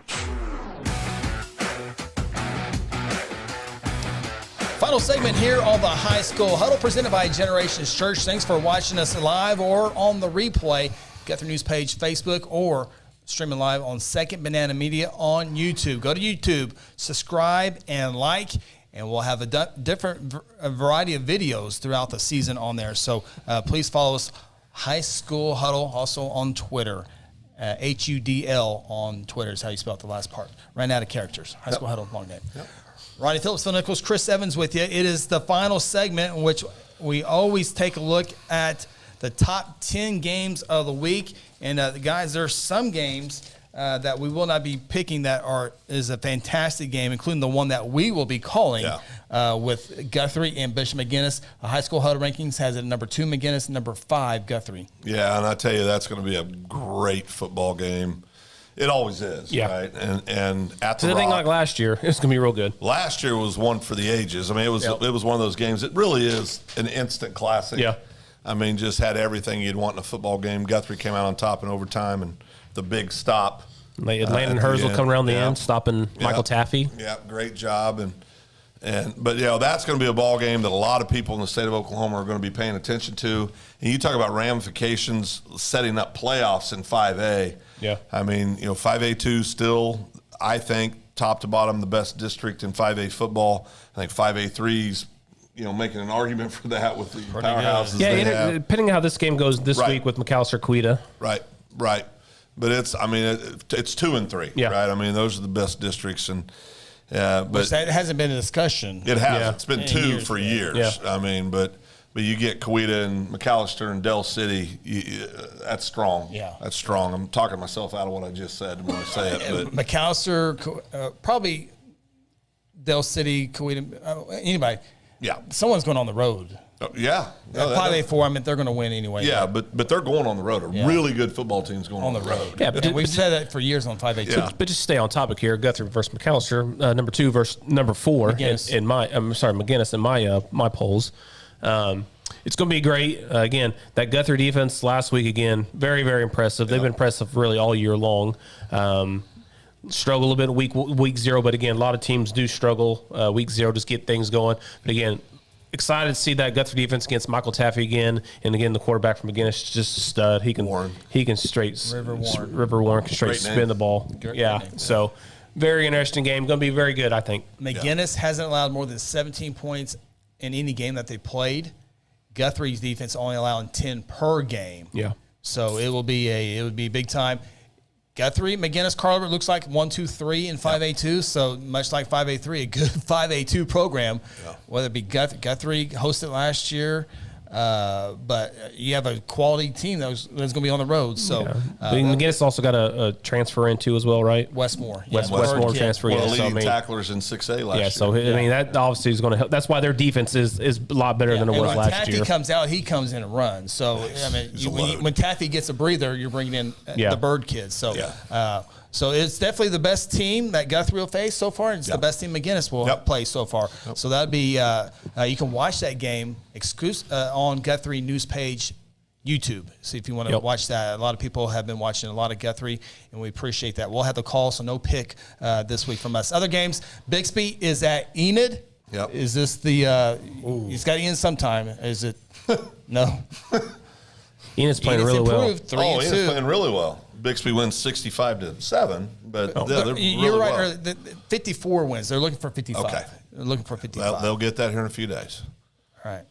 Bixby's so good, guys. And listen, with all due respect to the Enid kids, they really have that head in the right direction. Yeah. This is an extremely tall order. I mean, Bixby's. I mean, they're guys. They're just so good. Yeah. I will not be picking Enid. Tahlequah at Booker T, Glenpool at Tulsa Memorial, Edison at Bishop Kelly, Rogers at Grove, Bristol at Verdigris. That'd be a good game. Yep. And so those are some of the best of the games that we will not be looking at, because we are going to be looking at the top 10 games of the week here on the High School Huddle. The first one that we will – we're not talking results from last week? No, we can go on to the picks. I forgot about that. We can go on to the picks. So here are the records, predictions through Week 5 of the high school football season. The first column is how we did a week ago. Second column is the overall picks so far this year. I don't have my glasses Some kind of typo there. Who's winning the overall? Before we get to that, I made that graphic. I mean, it was... No, it's a good-looking graphic. I did notice you still have yourself on top, even though you're in second place. Alphabetical order, CPR. Alphabetical CPR. Yeah. Well, we're going to need some CPR if Ronnie goes 4-6 again this week. I'm not really good at graphics. I'm not on the level of Cody and Aaron, but I was kind of proud of that. That's a good graphic. Yeah. Great logo. Love that logo. But 6-4, yes, that's Guthrie behind there. Chris 6-4 a week ago. Phil 7-3. Ronnie predicted a 10-0 week, despite going 4-6. Did I say that last week? Oh yeah, there was 10 played. Oh, came up a little short. Then you see the overall records. Chris 2 gains back. From who? And Ronnie 3 gains back. I'm getting there. Let the show flow. So Ronnie's in last. Okay. Captain Obvious. That's what I took away from that. For our audio listener audience, Chris 29-11. Ronnie 28-12, Phil 31-9. The first one to 30 wins, the last one in single losses. 31-9. And so it's good to be the king. At the end of the season, no matter what happens, when Ronnie or I win, I was leading most of the season, and then you guaranteed. Yeah. No matter how this plays out, I'm going to have some schmack to talk, no doubt. All right, so this week, Week 6, here we go, top 10 games. The first game we will lead off is the Edmond North taking on Owasso. That game is in Owasso, Oklahoma. Edmond North 2-4 coming off that loss to Norman. I really thought they were going to be 3-3 going to the Owasso game. Owasso 1-4. Looking for the first district win this week. Tough. Now the first half of the schedule very tough for Owasso. Yeah. Second half a lot easier. Lost Alabama commit. Yeah, I mean first game of the year. So he's not playing. Yeah. Kickoff 7:30 Friday. Yeah. Phil. Why are you starting with me? Well, the winner. The winner always goes first. So what I won last week. I wanted to hear what you guys have. Yeah, no, big boy. Winning should have its privileges. No. See, when I went first. No. He's not used to winning, so now I've won every week but one. Well, you get to go first. The winner gets to go first. This actually isn't that hard. Owasso wins this game. Well, you get to pick the number 1 game of the week first, too. So well, we can follow your lead. Owasso is going to win this game, get the first district win. I think it'll be like a 28-17, 28-20 21, that type of ball game. Yeah, you're being a lot nicer than I will be. Owasso wins, but it's big. Yeah, you think it's big? Yeah, I think it's big. Roddy? Yeah, yes. It's you sure? Yes, I'm positive. I mean, if I lose this game, you're losing this game. Well, not if you pick. Hey, I'll switch. I'll switch you two. I'll let you have the top game. I'll go first for top game. You go for the second. No, we're all about the rules around here. Boss said. All right, so all three of us picking the Owasso Rams to get a home victory, the first district win over Edmond North. We move on to game number 9. That will feature the Blanchard Lions going on the road to Tuttle. A little Tri-City matchup here. Yeah. Always a good game. Lions and Tigers. Very two good programs in 4A District 2. Some good battles in the past. And a lot of people are picking this one to be close as well. I get to go first on this one, and I have seen Tuttle up close. Blanchard, thank you. I was the only person on the high school huddle to predict you to win. Yep. And but it's not happening 2 weeks in a row. Yeah. I got Tuttle winning this game. I would say something in the neighborhood of like 28-14. Yeah. I do also have Tuttle going again. Dennis and McAdoo, quarterback, and then running back McAdoo as well. Yep. Seeing them up close, like Chris said, pretty good team. So I will also be picking Tuttle in this game. Yeah, I've got Tuttle as well. And my score is real similar to Chris's. I think they might score a few more points than that. Maybe a 31 or a 35, but I think they win by a couple touchdowns. Yep. All right, so all three of us indeed go with the Tuttle Tigers to win that one. Take a look at game number 7 here on the High School Huddle Top 10 Games. It features Sapulpa at Del City. Graphic. Did we get that? I'm sorry. Did I click the wrong one? I did. Okay. Sorry. Apologize for that. Right. Before we get to Sapulpa Del City, Sapulpa offensive coordinator David Alexander, who was fired from Broken Arrow after winning a state championship, go easy. They're now 1-4. I mean, we were questioning when and we don't know what happened, but holy cow, he's the offensive coordinator of Sapulpa. They're having a great season. Can I go easy or can I say what I want to say? Go for it, Phil. Can you mix it in a little bit? Okay. Daddy ball happened is what happened. Daddy ball happened is what happened. Gracious. Daddy ball happened because okay. I mean, I got to say this real quick. Yeah. I don't mean this directed towards your kids. No, I don't mean this directed towards your kids. Okay, a little closer. But the administration over there, they get whatever happens to them. Whatever happens to them, they deserve, because it is obscene that they fired an alum, a outstanding college player, an NFL player, an assistant. Wins a state title for him, and they thank him by sending him down the road. It's the craziest thing in the world. Thank you, Daddy Ball. Maybe insane. Yeah. Insane. It would be it has. And I don't know the man, so I have no personal. I don't either. We don't know him, but that just because we were all living 2 hours away. It doesn't look. It doesn't look right. Maybe there was more there, but exactly. But we asked around a lot. Yeah, we did. And I'm just telling you, there was nobody. And usually that stuff flushes out after a couple years. Daddy ball. All right. Well, we talked you up, Coach Alexander, the offensive coordinator at Sapulpa. Congratulations! You now travel to Del City this week. Sapulpa 3-2, Del City 4-1, and the loser of this one, possibly fourth in the district, because you got Coweta, McAllister, 1-2. Del City's on the outside looking right now. Yeah. If Del City wins this game, Sapulpa's probably finishing 4th. If Sapulpa or Del City wins, Sapulpa might at the 4th. So big ball game. Let's see what 4 and 6 Ronnie has to say. Well, I mean, Del City is my state championship pick, and they're one of the best teams in 5A. They are your state championship pick? Absolutely. The number 5 ranked team in the state? Well, correct. They're going to get better. They're going to get better. Okay. I picked them to win state championship. So did I. No, you didn't. You picked Carl Robert. Did I? Yes, you did. Both of you picked Carl Robert. I'm the one who picked Del City. Remember stuff that he has a chance at. Correct. That's right. Yeah, that's correct. But I do have Del City win this game big. Sapulpa, they got ran out of town last week at home against Coweta. Yeah. So I think Del City's going to win this pretty easy. Yeah, I've got the same thing. I mean, we talked about it. Del City has athletes everywhere. Mm-hmm. Many you've heard of, many you will hear of. Yeah. They're just too athletic. It's a shame. You'd like to see. You always want to see teams that are supremely talented get the kind of direction and support that warrants that talent. You know, and so, but I think they win big over Sapulpa. And I kind of, just real fast, just to talk about Dusty one last time, is I kind of told you how I compared them. Yeah. They look like a junior college football team with about 3 or 4 D1 prospects really about did. to go. I mean, really everybody's so big on that team. Yeah, no, it looked like an NEO team. Yeah, really did. It really did. I have Del City winning as well. So congratulations to Sapulpa, because this is exactly how the screen looked last week. That's true. Against McAllister, That's DC, true. DC. And all 3 of us were 0-3 on that game. You know, so Sapulpa, a fighting chance. The one time I don't bet with my heart, and it cost me. There'll be no more of that. There'll be no more of that. Probably cost you an NIL deal, too. All right, we take a look at our next game. It is Christian Heritage, 4-2 overall, in an A3 showdown with Minko. Minko 6-0 on the season. Christian Heritage had a 4-game winning streak until last week's setback to Hominy. And Minko's defense, less than 10 points per game. Yeah. As CHA is at Minko. Phil Nichols, you are on the clock. Yeah, I got Minko winning this ball game. I think it'll be a really good ball game. That Minko defense, as you said, been outstanding all year.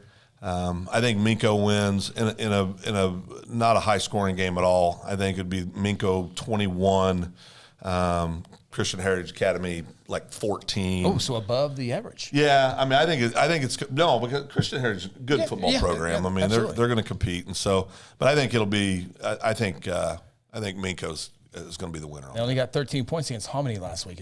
Better defense this week. Yeah. On the road too. I understand. All right, I got Minko winning. I got Minko winning this one. I'm going to go 21-7. Yeah. I also have Minko about the same score. I hate it when this happens. Well, the games are the games. I looked and I almost got creative with this, but I was like, I think there's a couple up here that'll catch. Yeah. We'll see. You want everybody to agree right now, Phil. Right now. That will keep you in. Keep you atop. I want to spread the lead. Phil will do something drastic here in the next couple of weeks. He will. See, that's what happens. Phil wants to create a distance instead of being happy where he's at. I got to pat it. I am that guy that would win like $1 million on a slot machine and walking out and say, I came here with $1,000. You know what? Let's bet $999,999 on red. Let's see what happens. If you were a gambler. Well, yeah, I mean, I don't believe in the sins, sinning like that. But. All right, our next game, we'll take a look at the Stillwater Pioneers, 5-0. Sand Springs 3-2. Stillwater, impressive. You can go ahead and put Phil's in there. He already said in the last segment. Impressive victory over Booker T last week. Sand Springs beat Tahlequah in a close one. Closer than I thought, 25-21. Chris gets to go first, right? Stillwater. I got to find Stillwater 42. 7, probably? No, he says they're going to score. Yeah, probably 7 or 14. Go ahead. 42-13, Stillwater. Right there. Victory over Sand Springs. Yeah. Ready? Oh, I'm going? Yeah.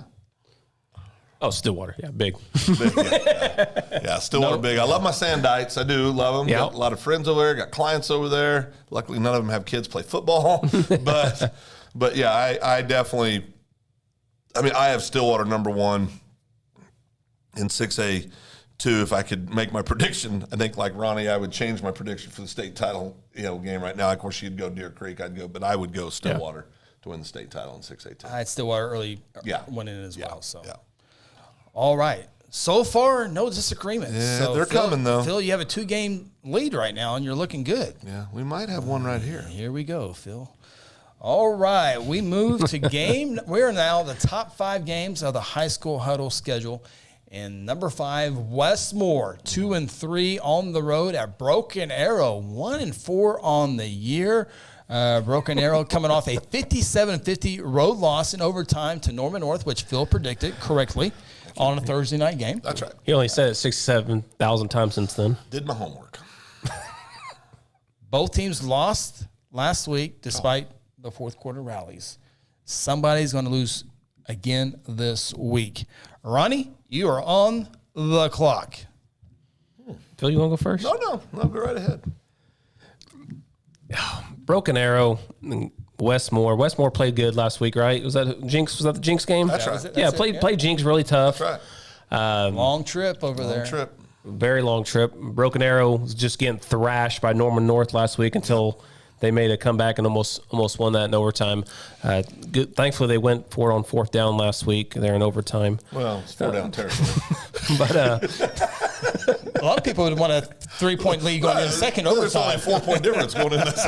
But I think again. Now he's thinking. He was so no. He was so tough last week. Oh yeah, spitting them out. So when you go first, yeah. But again, Broken Arrow. I just don't know what we're going to get out of Broken Arrow every week. Yeah. You just never know. Yeah. I have Westmore winning this game 28-24. 28-24. They're going to West Side team is going to make the trip to the East Side and get a dub. Yeah, you guys know how I feel. I just talked about the Broken Arrow situation. Broken Arrow wins 27-21. In all honesty, it was supposed to go Ronnie Mead. I know, but I went ahead and jumped in. Okay, all right. Couple things. You went. It was right. No, it was right. Chris was just trying to Ronnie, he goes this way. That's not true. This way. It's been going this way. Went this way all night. Been going this way. I went first game. You went second. Ronnie went last. So you, him, me. No. You're wrong. Just move. Just go forward. All right. Awesome. All right. So you picked Broken Arrow? I did. To win? Yes. Oh. You got to pay attention, Chris. Yeah, man, what's your name? You got to pay attention, Ronnie. Yeah. Look at him setting taller. He's setting taller. He's getting ready to look at that logo. Let's go. I got Broken Arrow winning as well. It's not Mustang, the best team on the West Side. Right. And it did cost me last week. I went East Side over West Side with Broken Arrow beat Norman North, but it's going to cost you again not 2 weeks in a row, not at home. And the fact that Broken Arrow scored 40 points in that game last week. 50. So 50 points. I'm sorry, 50 points in that game last week really swayed me on this, because this is one of those, we were texting last night back and forth. Chris was ignoring us, but we, boss, but I can't talk to the common folk. But I mean, I went back and forth. I remember I said I think there's 3 games that are tough calls here, and this was one of them for me. But I think their offense will move better. But I still think it's going to be a ball game. Just to hedge my bet here, I got to gain games back, so that's why I went Westmore. Oh, okay. But you didn't know how we were. I had no idea, but he doesn't believe that at all. But it sounds good though. I was hedging my bet. That's what that means. He's already got this. You hedge him before you make him. No, afterwards. Okay, whatever. He's going to win one game that's going to be recorded and going to be sent to our phones. Hey, this is what I would give anything for him to go. You got a little bit of your gameplay in his book, and you got a little of that. All right, game number 4, Norman North, 3-2 on the season, victorious over those Broken Arrow Tigers in overtime. Yep. They're going to roll the dice. Yep. They're traveling to Jinx this week. Yep. Jinx 4-1. Jinx 2-0 in district play. Norman North 1-0. First ever meeting, by the way, in the regular season. We've had some state title games between these two teams. But Norman North quarterback, 6-killer. How about Camden 6-killer? That's a great name. Pretty cool name, huh? That's a great name. 382 yards, 5 touchdowns, and a victory over Broken Arrow. Jinx, Jaden Carroll, Jaden Stanford, Jordan Schilling, all great running backs, had a touchdown against Westmore. Carroll and Stanford, who led Jinx to the state championship last year, had 2 touchdowns in last year's victory over Norman North. 63-16, 41-14 have been the last few scores. Quarterback Ike Owens and the Jinx Trojans taking on Norman North. Phil, you are on the clock. Norman North is number 5 in the rankings. Jinx at 3. I said I could have easily moved Mustang above Jinx. But you didn't. But I didn't. Jinx, I think, is going to come out and play angry this week. I don't think they're going to be very happy with the way they performed last week against Westmore. And I think Jinx wins this ball game 35-21. I see the same thing about that. In that same type of range in there. I got Jinx winning as well. Yeah. Ronnie? It's your chance. If you see my computer here, this game is blank. Well, because you want to see what we picked first. No. Had nothing to do with that. That's exactly. I am still not convinced on Jinx. Really not. I don't think. I'm not convinced on Jinx winning state. I'm convinced on this one. Norman North played a great game last week. Obviously, came back, crushing them. Then obviously let them come back. I'm not sold on Jinx. My heart tells me Norman North. Do it. Bet your heart. That's what you didn't do, and it cost you, didn't it? I still finished in the number 1 slot last. So should I go with my heart? I think you should always go with your heart, Ronnie. Jinx. This close. Yeah. Is it close? Is the ball game? Yes, I do think it's close. I do think it's close. Okay. Jinx across the board. It was fun when no one cared about their record. Yeah. Now everyone cares about their record. So, all right. Number 3. This is one of those games. Here we go. Deer Creek at Choctaw. 6A2 showdown. High School Huddle has it number 2 versus number 3. Deer Creek. Choctaw will look to get some revenge. Deer Creek won this 36-29 in the quarterfinals. Deer Creek eventually made it to the state championship as well. Still also and Grady Adamson are the quarterbacks. Both very good quarterbacks. Yep. Deer Creek defensive back, North Carolina commit, Dale Miller III will try to get to Adamson. And, I get to go first on this one. Can't wait to hear that. And, this is easy. I picked them to get to the state championship game and lose it to a close one. So I have Deer Creek staying undefeated and take down Choctaw, which should be a very fun game to watch. Yeah, will be. Yeah, I got Deer Creek as well winning this game. Choctaw's pretty good as well. I got Deer Creek, just the difference maker of Grady Adamson, just a stud quarterback they got there, sophomore quarterback there. Also led them to the state championship sophomore season. Akron commit. Yep, yeah. I got Deer Creek winning 35-21. Yeah, I mean, I'm going to go with Deer Creek as well, as much as that pains me to say. But I think this could be not close. Yeah, I mean, Choctaw's. I think it's got to be close. I think Choctaw these last couple years, it's been that one week they look great, next week they look like they're not even in the top 5. Mm-hmm. I mean, they just go back and forth. But I think Deer Creek's just got too much going, and they got a lot of momentum right now. You talk about them believing, those kids over in Deer Creek. We know offensive coordinator, former assistant coach here in our hometown of Guthrie. But I think Deer Creek wins this game, and potentially it could be a 3-touchdown game. Ooh. Do I get extra points if it turns out being 3 or more touchdowns? No. Choctaw's only lost to Dale City. This anyway. Really, their best victory was against Westmore. Yeah. So we'll see. Yeah. We'll see how it goes out. This next one's interesting. All right, what do we got? Game number 2? That's right. All right. Game number 2, Wagner. You want to go first? At Cushing. Ronnie's on the clock. Wagner 3-2, 2-0 overall. Cushing Tigers, the High School Huddle number 1 unanimous team. 5-0 overall, 2-0 in district play. Cushing, a victory, district champions more than likely. Yeah. Very likely. Yeah. Shut her down. Of course, we know all about Blaze Burlowitz, the New Mexico State commit, the quarterback, his favorite target is Camden Crooks. Burlowitz, 1,400 yards plus, 20 touchdowns. Camden Crooks, 28 catches, 709 yards, 9 touchdowns. Wagner, they play defense. They always play defense. Yeah. Some guy named Gabe Rodriguez leads that defense for Wagner. Who's his brother? Yeah, he also in Detroit this week. Yeah, I think he's in Detroit this week. But the younger Rodriguez had 3 touchdowns in the victory over Ulagal. And boy, if they get 3 touchdowns from him this week, it will definitely help them as they go on the road to Cushing. Ronnie, you are on the clock.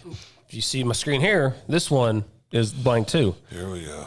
This was the hardest pick for me here. So I dug deep a little bit, got a little bit of research done here. Let's hear it. So I imposed the question. I like homework. I imposed the question to Phil. I said, if you got a great offense versus a great defense, that's right, who's going to win? You said great defense. Great defenses. Every time. I said, so you're predicting Wagner's going to win. And I said, no, they're a good defense. They're a good defense. A great defense. The numbers would say otherwise. Okay. Wagner against Quita only gave up 9 points. Okay. Only 9 points. Okay. Team that scored 40. They scored 44 against Carl Albert. Tahlequah 3 points. Okay. Grove 28 points. 2 5/8 teams. Right. Skytook 0. Ulaga 0 points. Now who's the running back at Grove, Chris? This is my time. Who's the running back at Grove, Chris? At Grove, Emmanuel Crawford. I think you said earlier, many would say he's the best running back in the state. He's up there. Yeah. Cushing's offense. 63 points, 43 points, 54 points, 54 points, 63 points. Do they throw the ball much at Cushing? It seems like it. Oh, okay. Just checking. So Wagner see a lot of that? So something's going to have to give here, right? Good offense versus great defense. Great offense versus great defense. I think Wagner's defense is great. Okay. Go ahead and say Cushing. Yeah. This is a lot of build up for nothing. Wagner's going to win this game. Oh, I don't know the score, but I'm going with my heart. Yeah. Wagner. I got defense winning this game. Yeah. No, listen, Wagner's a great powerhouse football program in Oklahoma. Those numbers are gaudy. They are gaudy. They are, but they don't see a team that spins the ball around the field like Cushing does. And we've talked about this a lot. Lots of blitz. You get 6A, even some of the elite teams in 5A, they're going to throw the ball a lot. You get down to the smaller class, they see the run much more than they see the pass. Wagner, I have nothing but respect for Wagner's football program, and they are an outstanding football team. Cushing's just too much. I think Cushing wins this game. I think that the air attack is going to be too much for Cushing, and I think, too much for Wagner, and Cushing comes away with the win. Oh, I put him on the wrong one. Excuse me, guys. Let me get this fixed here real quick. Ground. I need proof. It's coming. I put it on the wrong one. My bad, guys. 48 hours, you'll have it. Oh. Did it pop up yet? For you, too, yeah. Oh, we know what Chris is picking. Yeah, it should be popping up there. Oh, it's there. All right, sorry. Yeah, I'm going with Cushing. Phil, you said it perfectly. I think Wagner has a great defense. They got a great run-stop defense. Yep. How the secondary holds up, we will truly the ultimate test this year. Lots of blitzing is Cushing. Yeah. No, that's right. That's the wild card. Yeah. You're going to get to him. Then you dump it underneath, and that's exactly right. Crooks is over there, and the ball's over there. Anything can happen. You're right. It wouldn't be a. This would not be a shocker. No. If Wagner No. I'm not saying that. I'm just saying. But I think Cushing's offense is just way too much. Not just for Wagner, I think for all the teams in 4A this year. I mean, their offense, that air attack is potent. This game being played in Cushing as well. So where would Cushing be ranked in 5A right now? That's always a fun little 5A is really, really deep. They are. Yeah. But where would they be ranked right now? 7, 6, 5, 6, 7. Yeah, I think so. Yeah. Yeah, and it's a testament to 5A too. Yeah, so. it is. 5A is really Absolutely. good. All right. And then the game of the week in the state of Oklahoma, the high school huddle game of the week. It's the McAllister Buffaloes on the road again. Do note this is a Thursday night game. So they play this Thursday night. I do well with those. It's a short week. It's a short week for McAllister as they travel to Coweta. Both teams are 5-0. The winner has a good shot of being the district champion, especially McAllister. If McAllister wins it, they are district champions. Coweta wins, then we wait for that Dale City matchup to see if Coweta can get there. Dale City on the outside looking in is going to need some upsets to get there for a district championship. But Coweta looks to avenge a 33-2 home loss against McAllister last year. Of course, we all know about the OU commit standout, one of the top players in Oklahoma, Eric McCarty. Sunshine. Over 400 yards rushing, 7 touchdowns this season. 4 of his 6 receptions, averaging almost 40 yards. We saw 2 of those big ones on the wheel routes last week. 3 of them, really. Yeah, really. That screen pass when he broke 4 man tackles was amazing. Now, do note, Kylan Starks, the quarterback right now for Coweta, 258 yards, 5 touchdowns in the victory over Sapulpa last week. He's playing due to Carson Laverty, who led Coweta to that nice victory over Carl Albert early in the season. Laverty's been sidelined with an injury for the last 3 games. McAllister leads the series overall 9-6, and it will be a great one, I think, on Thursday night. McAllister at Coweta. And, Phil, you get first shot here. Well, I learned my lesson last week, boys. I'm not, games like this, whoever's got the best player, all things equal, right? All things equal. Usually they win the game, right? McCarty he's different level stuff in 5A football. He really is. Got a lost fumble last week. I mean, he's different level stuff. Custom points, too. Sure did. 3. Different. Well, I think all the points that he scored, except for 6, he made up for it. But Coweta? he's a special football player. And I think it's that belief thing, right? I mean, McAllister believes that they are the best team in 5A. I heard him say it. Yes. No, they believe it. Well, not only do they say it, they really believe it. And I'm not arguing it anymore either that they're not. I mean, they're a very, very good football team. I think McAllister wins this game. I think it's a hard-fought game, a very good football game. I do not think it's a high-scoring game at all. But I think McAllister I think they find a way. I think they come away with a win. Yeah, I totally agree on that. We're short on time, but I totally agree on everything. McAllister with the victory, they will finish the regular season number 1. Yeah. Their schedule will allow them to finish out number 1 team with. I know they got some pulp left. Anything can happen. They'll have a well-rested McCarty going into the playoffs. Yeah. It is a short week for McAllister. It is a short week. Coach Mazey was especially with an emotional game. A lot of. I mean, when McCarty gets that 2-point conversion, he just kind of lays there and relieves that it's finally over. So again, and he took some shots last week too, and he gave himself some punishing hits from him hitting people. I mean, it was a physical game. Now, if this was Sapulpa this week, it'd be a little sleeper game, but. Kawita is so good. McAllister knows that, and they know. And McAllister's done a good job. They had a kid that moved in from Mustang. Talahina's not playing football, so they had a good kid move over there. Because remember, McAllister lost quite a bit. They lost their quarterback from a year ago, a couple of wide receivers a year ago, some defensive players, and so they've done a good job of rebounding. But I think McAllister wins this one. If I were to give a score, it'd be like 24-14. Yeah, I also have McAllister winning again. For everything you guys said, McCarty's a stud, man. Just he is. So good. And fun to watch, too, man. He is. So he's very much entertaining. Fun. And the best thing about McCarty is when he's a free safety, that man can close on the football so fast. Not only close, but he tackles through you.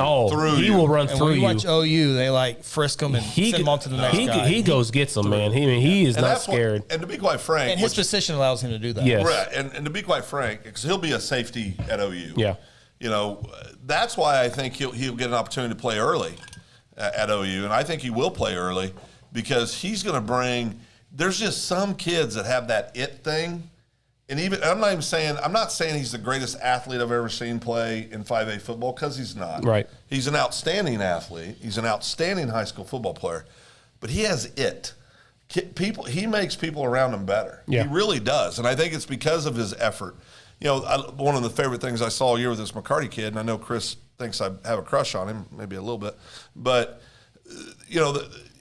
the picture you showed of him cleaning the bus after they traveled to Louisiana. Yep. Here's this kid. He's committed to go to OU. He's a senior. He's Mr. Everything. Now, the freshmen aren't cleaning the bus. The kids aren't playing cleaning the bus. Their best players clean, and he's just a good kid. And he's just a good kid. The same thing again at the Del City game. Del City wide receiver goes out deep. The ball gets overthrown his head. The ball's 30 yards away from the closest person. Guess who gets the ball? Runs and picks Eric the ball. McCarty runs, goes grab the ball, gives to the official for Del City. And I mean, he's just that kind of kid. Now, I won't say the quote, but his dad, we were talking to his dad a little bit after the game. His dad had a great, because I go, it's a man's short week. He goes, oh, yeah, it is a Thursday game. And he said he had a funny comment that you would expect a dad to make. Yeah. It was nothing disrespectful or anything, but it was funny. Yeah. And essentially just say, well, we'll just get 2 wins. He didn't say that, but that's what he was saying. We'll get 2 wins. I got McAllister 38-31. 38-31? Ooh, a lot of points. A little more points, yeah. Okay, so put a wrap on this show. So you and I agree on every single game. Yeah, I know. So Ronnie's either going to be 2 back or 2 ahead. 2 back. One of them I can guarantee is 2 back. So the only disagreement, you got Wagner over Cushing, and you have Westmore over Broken Arrow. So, yeah. You right back. Got to gain ground, boys. Got to gain ground. Ronnie, if to get this, I predict the leader this week is going to go. I think we're going to have our first 10-0 week. Well, I hope you go 10-0, Phil. You too, Chris. Thank you. All right, it's going to be rough to finish last going 8-2. That'll do it here on the High School Huddle. Big thank you to our title sponsor, Generations Church. 8-2 is a good record. I'll take that. Yeah, that would be good. Big thank you to Generations Church and all of our great sponsors up and down the list. You hear them throughout the entire show. Big thank you to them. Best of luck to your high school football team this week. Be sure to follow us on YouTube, Facebook, Twitter, all that good stuff. We are there. Please follow us there. We would appreciate that. For Ronnie Phillips, Phil Nichols, I'm Chris Evans. We'll see you next week here on the High School Huddle.